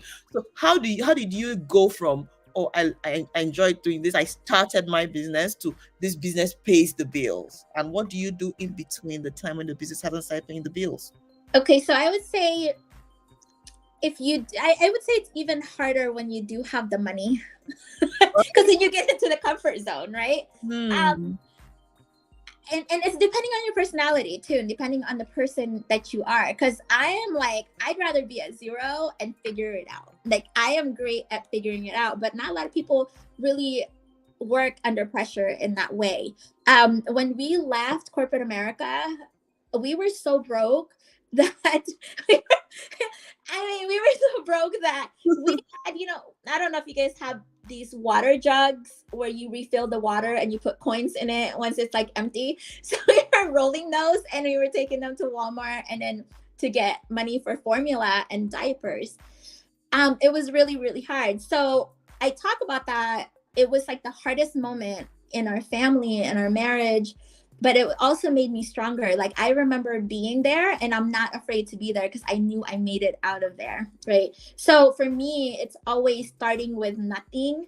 And some people need to feel like I need to have something big to be able to do it. I was making 6 figures when I had left corporate America. I had 2 days off during the week. I got to take my kids to childcare at work. Everybody loved me. I can go back to it. I'll probably go back to it if I didn't, have to be there on time, because I have a problem being to work on time. But I think for me, for my personality, it was better that I didn't have anything, because then I had that as my comfort zone. I knew, I heard this quote, and I'm probably not saying it correctly, but the pain has to be greater than the pleasure. I know I'm not going back to corporate America, and there's no way I'm going to go back to a regular job. So now that I'm living, there's no plan B for me. There's no, if this doesn't work out, I'm going to go back to my 9 to 5. And I've always known that 9 to 5 was going to be there, right? It's not going anywhere. I think that scarcity mindset of like, oh my God, what if I leave and I can't get it back? So that's your opportunity to create something that's yours. I do believe that we all have something that's in here and in our heart that's like, this is for me.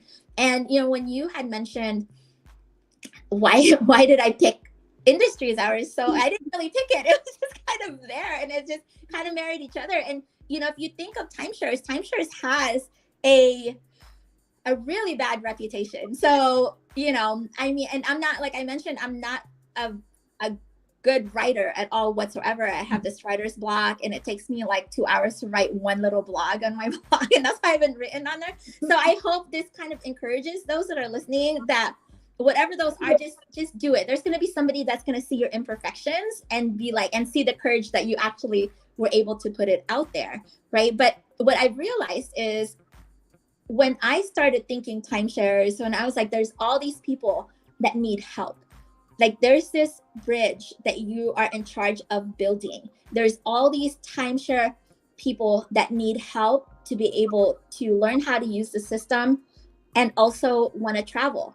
But then there's also on this side of the spectrum where all these people that want to travel but don't have any money, where they, would love to go to, to the Marriott Colina in Hawaii, but are not going to want to spend $11,000. Nope. So how do I help this?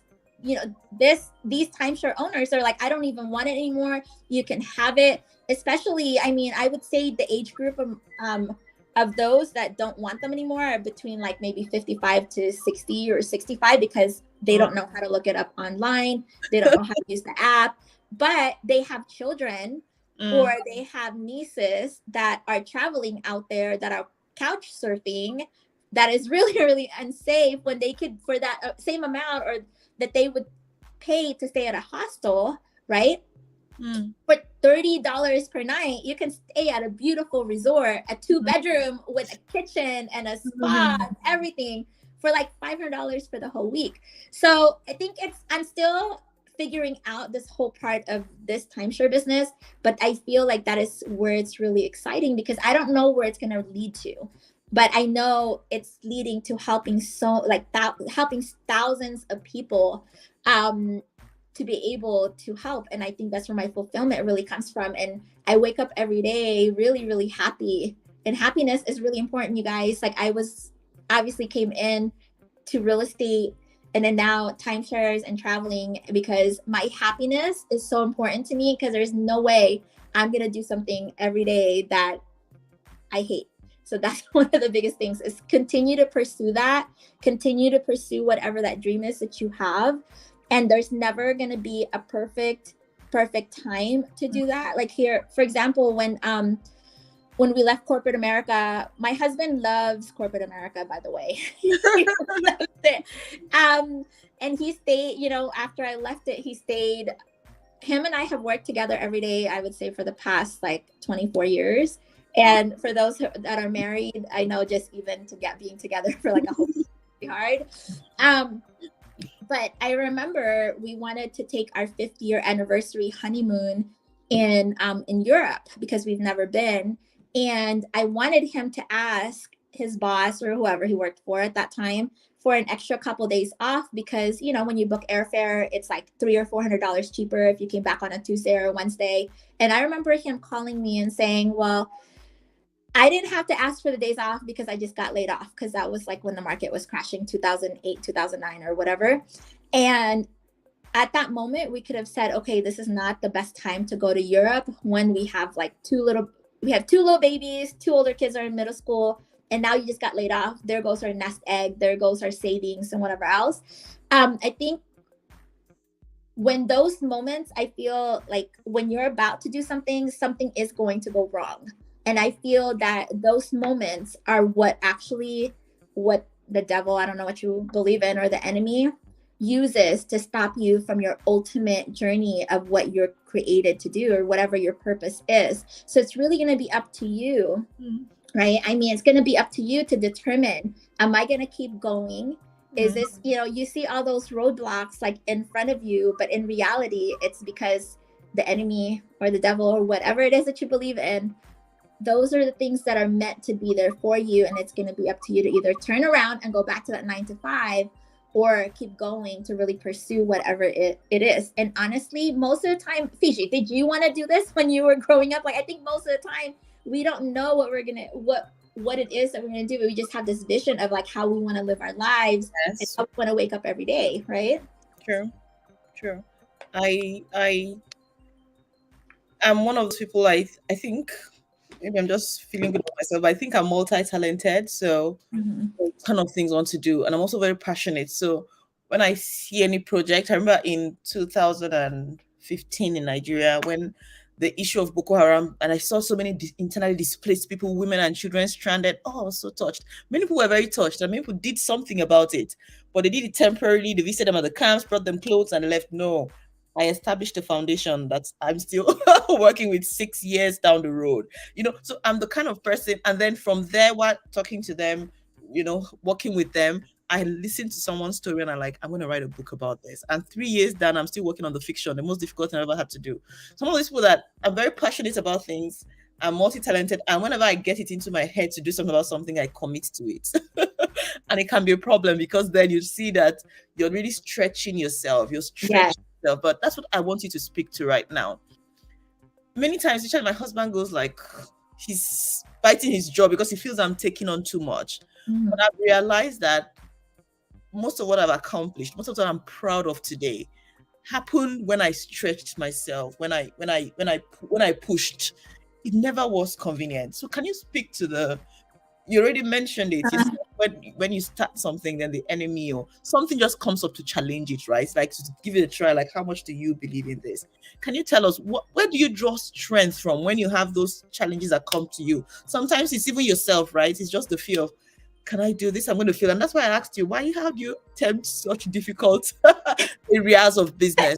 What is it that keeps you going when you face those seemingly? Because it is easy to drop the ball and go like, they said I should be an entrepreneur. I tried it. It didn't work. I'm going back. Or they said to do this, and I wanted to sincerely. But how do you get the courage to go past, to continue on, even in the midst of challenges, because people are facing, I've spoken to people who say to me, you don't understand, my case is very difficult. And I always tell them, I say, well, you don't know my own story, so you don't know how difficult. But when those difficulties come, because I know they come for everybody, how do you get past it? Where do you draw strength from? You know, the biggest thing really is understanding why you did this in the first place, like why you left corporate America, right? Why you want to do the things that you do. The biggest thing for me is I want my kids to not have to go to work for 40 years and be unhappy and go to work, pretty much every day in a routine. Now, if they wanted to do that and they're happy, perfect. I want to set an example. Like my husband, I like creating new things. So I started this destination dates with my husband where we go on a trip once a month. Like we went to Mexico City the month before, and we went to Carmel a couple months ago. I want to be an example for my kids. How does that look like to make yourself as a priority? Going to Costa Rica was putting myself as a priority. Not that I didn't care for them, not that I didn't care for my husband and during that time. But also I want my kids to understand that whatever that is that they put their mind to, and that dream life that they want in their marriage and their children, the type of family that they have, it's my job to show them like this is what's possible. They know mom and dad, and it's so important too to have a supportive partner if you are married, because we're very blessed that both of us have supportive spouses that will say, yes, go pursue your dream, instead of making us feel guilty for doing something that we don't even know why we're going to Costa Rica. It's just like it's a great opportunity by default. Like I have also things, one of the craziest things I've done. This is meant to be. And what's really helped me is that when challenges come up or those things where I'm like, I don't want to do this anymore, because as a designated broker of a real estate company, I take on the full liability. If one of my agents do something wrong, it's my fault. Okay. It's my fault. I take on all the liability and responsibility. And when things happened, I just tell myself like, oh my God, I need to be able to handle this, because there's going to be greater problems that's going to come my way. And if I can't handle this one small thing, right? If I can't handle this one small thing, why would God give me this big problem to solve, right? This big responsibility if I can't even handle the small fraction of what this is? So it's mentally preparing myself. And yes, there's times where I cry. There's times where I turn off my phone for a couple hours, and then I'm back on again, and learning how, and then realizing like, you know what, if I can handle this, if we can be broke, we can be in debt and now be debt free, and realizing, and it's also a shift, because I think sometimes you accept your failures to be like, this is what it's supposed to be. Okay. And, for those that are like, I need to have money to leave my 9 to 5. I can't let my kids starve. We had 4 kids. We lost our cars. We lost our home. We had 4 houses at that time. But I realized, for like I never used to like to read like boring stuff, but I love reading stories of people that have gone through this. It's that once you've gone through something so traumatic, but you're in pursuit of doing something great, you can start all over again, and it's even going to be even more greater. And if you're working towards this purpose in this, and if you're in alignment of who God created you to be, and you're doing the right things for the right reasons, not for the greed, because there's sometimes where you're like, okay, I really question myself, like, did I not succeed in this because I really was doing it for ego? Because for us that are salespeople, I mean, most of the time that's like our default conditioning, where it's like ego, greed, to make money. Or was I really doing this to help someone? Or was I really doing this to be able to, help this person buy an investment, buy a house, sell their house, or whatever it is, right? So, but once I realized, when I shifted my focus on these challenges are going to come, Okay, and the bigger the responsibility that you'll have later on, the bigger the challenges will be. So to me, now I've switched it to, and yes, there are those moments where I'm gonna get pissed, where I'm like, I get really down on myself, realizing, okay, there's gonna be bigger issues. Like, I am not the president of America, where they, like, who wants that job? Like, I'm just grateful I send people on vacations. Like, honestly, and this is not even the toughest job there is. So it's being grateful with whatever that assignment that God gave you, and realizing it's going to come, and it's, those responsibilities will get bigger and bigger. And, if I can't handle $30,000 of debt, right? How am I going to be able to handle and do something great with, what was it, Kanye, who was like, I don't know, $1 billion or $60 million in debt, and then turning that into $1 billion empire. Like, how could I, like, if I'm like, oh my God, I'm drowning on $30,000 or $50,000 worth of debt, like, how am I going to feel, at 60 million? And how do I turn that around? So I think it's, knowing where you're at, how having those, and turning that into, I can handle this, I can handle something bigger, and I can solve something bigger, right? That's, I don't know, but the theme that just keeps coming to me as I listen to you is the word courage. Courage, because I'm listening to you, and things that are getting people depressed, things that are getting people just, depressed and sitting home and thinking, mental illness. This is not to disrespect mental illness, but things that are getting people to a place where they think they are mentally challenged.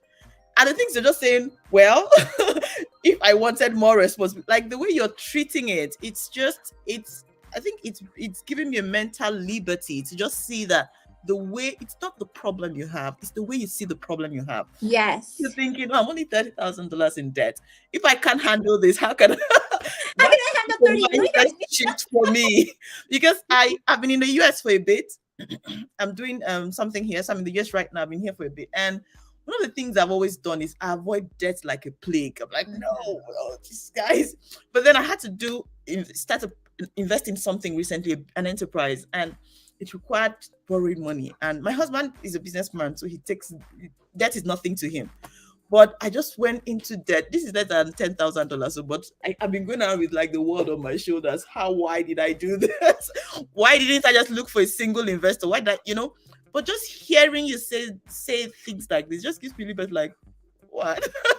I can do it. People have done it before me. And if I want more success, which I do, if I want more responsibility, then I should be able to work with the little challenges on my shoulders, right? It shouldn't be such a big deal. And I say this because debt is such a major topic, a major issue in the United States. I see so many young people who come up with college debts and they are paralyzed.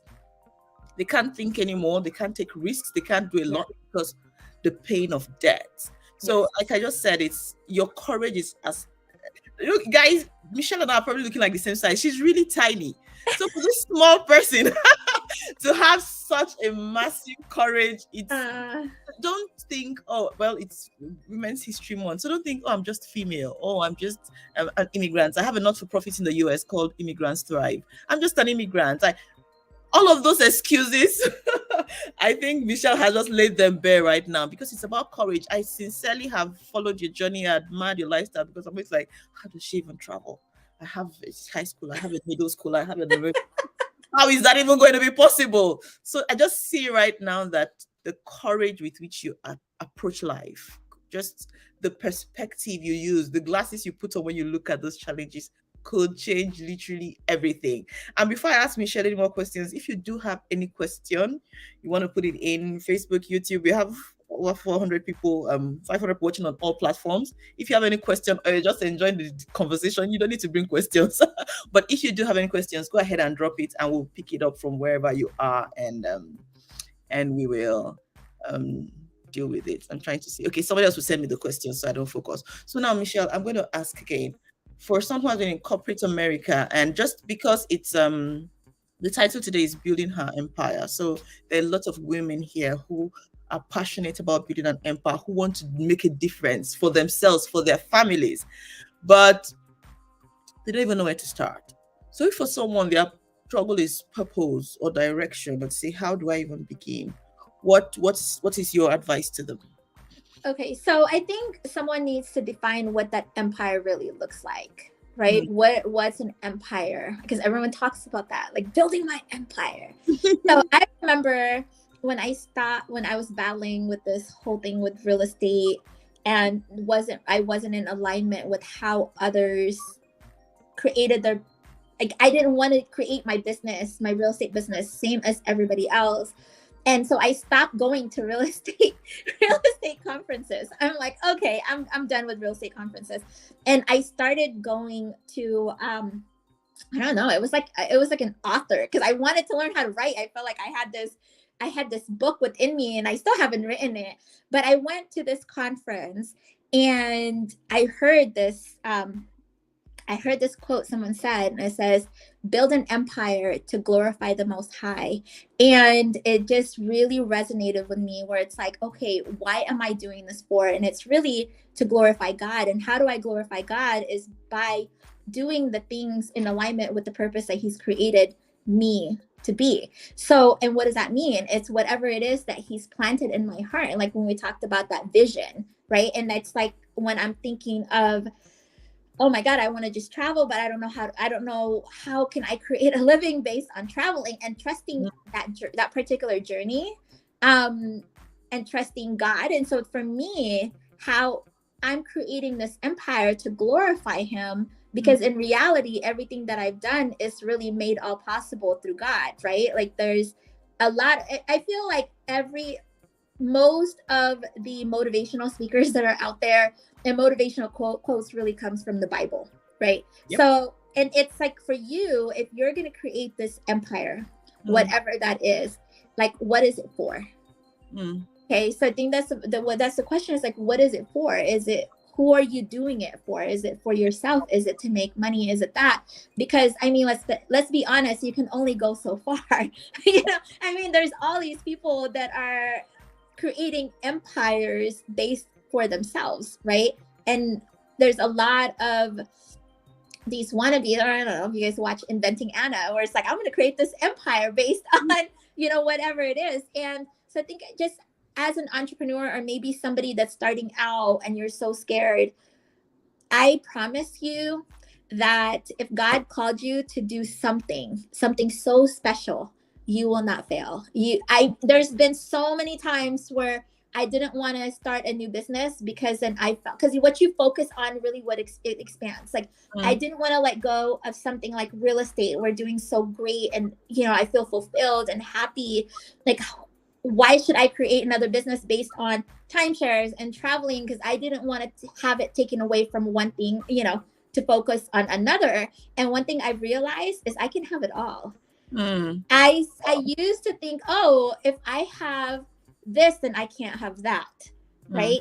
And people talk about yes, there are sacrifices involved, but at the same time, why do I have to choose? Why do I have to choose between my real estate business and to travel with my family? Why can't I have a real estate business and travel with my family and get paid while traveling, and create a travel business and fly first class and not have to pay full price, right? So to me, it's like all these things that I've wanted, realizing that it's all possible. Like I can have it, because it's those desires. Like there's my favorite quote, Psalm 37:4, God knows the desires of our hearts. And it's so interesting to me that every time I'm like, oh, I want that, I want this. And really also challenging yourself and your belief, because our limiting beliefs we put on ourselves, right? We're the ones that tell. Like I remember for the longest time, I've convinced myself that I can only sit and coach. I mean, I know this is funny when we're talking about travel. And I was like, yeah, well, we're a family of 6, and my kids are like, why can't we pass by these, first class seats that we pass by all the time? And for those that don't, I know most of you guys don't know me. I mean, last year we flew like 44 segments, which means 44 flights somewhere. With kids, okay, and then obviously a couple of times with my husband once a month. But I was like, you know what? I wrote it down on my goals, and for those that don't write down goals already, you follow Fijeh, so I'm sure a lot of you guys are entrepreneurs. goal oriented, you write down goals. But if you do not write down goals, write down your goals. And last year I wrote down, I was like, all right, God, I just want to fly first class 4 times. And we flew 40 something times last year. Wow. First class, lay down seats. But for years, I've convinced myself or believed that first class wasn't possible because we have a family of 6. So now, yeah. And then no, you guys, and I did not pay $6,000 per seat because that's how much it was for lay down seats to go to Peru. I figured out how to do it on points. Wow. Yeah. So it's the things that you want. Give yourself permission to say, that's what I want. I'm going to figure out how to get it. There's things that you don't want. Like, obviously, if I want to fly first class, lay down seats, I'm not going to pay $6,000, $7,000 per person per way, right? That would have been like $72,000 for a family of 6. That's a lot of money. So be clear and just say, this is what I want. And I'm going to figure out how to get it according to my terms. And you can apply that. And I know I talk about travel all the time, but you can apply that to everything else within your business, also within your life. For us that are married, Fijeh, how long have you been married? 16 years. 16 years. So I'll be 19 years. Wow. We'll be married 19 years in May. It's like, so having that, like, this is the type of marriage that I want to have, the type of relationship that I want with my husband, making that a reality, right? The type of relationship I want with my kids, my children, the type of an example, and how you can make that a reality, the type of business that you want. Like, it's anything is really possible. And stop telling yourself, oh, if I have this, I can't do that. I can't do this. I can't do that. So just start telling yourself, I can have it all. It's all possible. And it's, as long as you're doing it for the good, honestly. Wow, Michelle, there's just so much. I'm glad I can go back and listen to this recording because there's so much I'm learning. I'm trying to soak in, but of course, time really is of the essence. Thank you so much for sharing, Michelle. There's so much, and I'm going to put this out in a podcast. It's already on our YouTube channel. I'm going to put it out on my other platforms, and people are going to be. I am really blessed. I have learned so much. It's been a very worthwhile hour with us. I don't see any questions come to me, so I'm just gonna ask you to share with us, Michelle. How can people find you? How can they follow your journey? Okay, so you can follow me on Instagram, Michelle Mujica Official on Instagram, and Facebook, Michelle Mujica, and Clubhouse, same thing, Michelle Mujica. But I also want to leave you guys up with, and first of all, thank you, Fijeh. It's such an honor. It's so great to see you. And I think, this should show you guys relationships are important. Do not burn that bridge. Keep your relationships. They are the most important thing, if not so much more important than whatever degrees that you have or credentials that you have. If people like you, people trust you, people will love you. And here's one thing I want to leave you off with, especially for those that you're going to come to this crossroad when you have to invest in yourself. And there's never going to be that perfect moment of where if you were asked to invest $15,000, you're not going to have that $15,000. You're going to figure out how to get that $15,000. But if you feel like it's for you, I remember in one of the conferences, I was asked to invest $15,000. It was 3 trips. We got to go see Tesla. We got to go, I got to go to a Brian Tracy thing. And there was something else. Oh, SpaceX. We went to SpaceX. And there was another thing that it came with. I was so scared because imagine, I couldn't, there was times where it was a struggle to pay the cell phone bill. There was times there was a struggle to pay, the mortgage. And I'm like, how am I going to pay $15,000? They're like, well, we'll split it up. $5,000 per month. I'm like, $5,000 per month. I need more. I was like, whoa. And I was like, so imagine calling your husband and saying, hey, I'm going to go and spend $15,000 on myself. But you know what? I took the risk because, believe in yourself. And having that unwavering belief in yourself under God goes a long way. And just a long story with that, the $15,000, I ended up meeting an investor that was part of that group. And there was like people that were from all over the world. There was actually about 7 to 10 people that were part of that group. And this investor lived in Arizona and he ended up listing like 7 of his houses with me. Wow. So I think at that time, on average, I paid like $5,000 per deal. So in reality, my $15,000 investment, I got to meet so many people, built some relationships. Not only that, I got to go on really, really cool. It was like 3 trips, really cool trips. And then I made like an additional $35,000, right? Because 7 times 5 on average is more or less. So in reality, I made $35,000. I paid 15. So I had $20,000 of profit on top of meeting these, amazing relationships. And honestly, you guys, if you feel it's the right thing for you, do not be afraid, whether if it's just a trip for a day or 2. If you feel that you have it in your heart to like meet someone or a mentor or whatever it is, invest in a mentor, invest in a coach, invest in whatever it is that you believe will get you in alignment and where that purpose is, or with whatever it is in your journey. So don't be afraid to do that, because you are worth it. You're like the best investment that you will ever make. That is so true. I remember getting the gig with Brian Tracy, going to learn his background and everything. $10,000 in Nigerian naira. Oh my God, that was millions of naira. Nigerian naira. It wasn't. My husband was. He was eventually, when I did it. Usually he'd argue with me. Okay, go ahead. This time around he was like, I'm not sure. Even when I started paying, like, I'm not sure. And just like Michelle said, find a way. You don't have to go cough out $72,000 to travel first class if you're determined enough to find a way. I remember when I was doing that, I was negotiating like, okay, yeah, I can pay in 2 installments. I'm like, no way, I can't. 3 installments, no. 4, 5. I think I got the less beats, but those moments changed my life. So you're correct, Michelle. Believe in yourself enough to invest in yourself. And the moment you start seeing that this is a possibility, you'll be surprised at the ideas that will come, how your mind opens up, and those opportunities are coming, and it's endless. So yes, building an empire is possible. It doesn't always have to do with the money. It's going to be challenging. I mean, look at the beautiful stories we had today, but it's possible. If Michelle could do it, I can do it. Yes. Thank you so much, Michelle. You have been such a blessing today. And I'm sure everyone they'll be reaching out to you, because I always encourage them to reach out personally, and if they have more questions, whatever, we'll take it from there. Thank you, Michelle. I never knew you had an immigrant's background. Now I'm going to have you on our immigrants podcast. One of these days. So thank you. They say thanks to Juan and the children, because I know they missed you, because we got to have you this afternoon. And I'm going to let you go right now, because we're about 2 hours on the mark. Thank you, everybody, for joining. Have a good evening.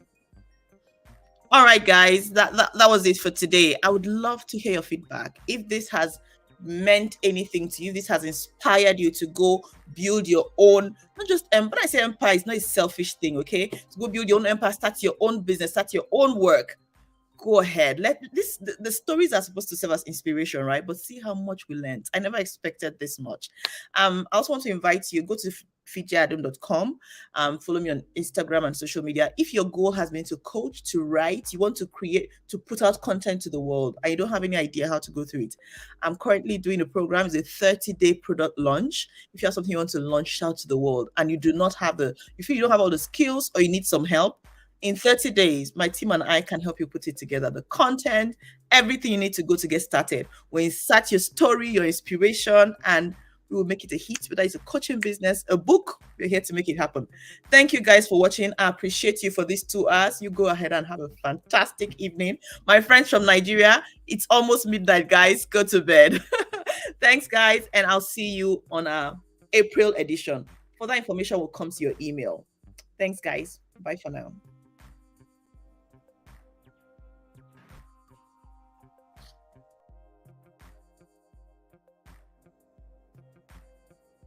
The most important thing I have come to know in doing the right thing and making the right choices is understanding all of you leaving here have the potential for enormous success. There's a price that comes with that. People don't always like you, and they're not always happy for you. And if you surround yourself with people who are not accustomed to your success, they become fearful, they become scared, because you are reflecting back something to them that they don't recognize. Now, they're not going to say, I'm very fearful because you're reflecting back to me something I don't recognize. They're going to say, you know what they're going to say? They're going to say, who she thinks she is. Who she thinks she is. That only happens when you are around people who do not mean and want and aspire to the best for you. People who want the best for you want you to be your best. So my greatest advice to you is to surround yourself with people who are going to fill your cup until your cup runneth over. So when people say you're so full of yourself, you can say, yeah, I'm so full, my cup runneth over.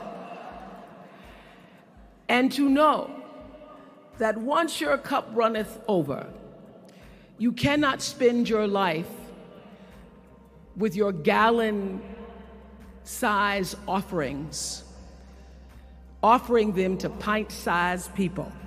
You have got to surround yourself with gallon-sized people who can hang in the same company with you, so that you're not offering your gallons to those little pints out there who can't hold it anyway.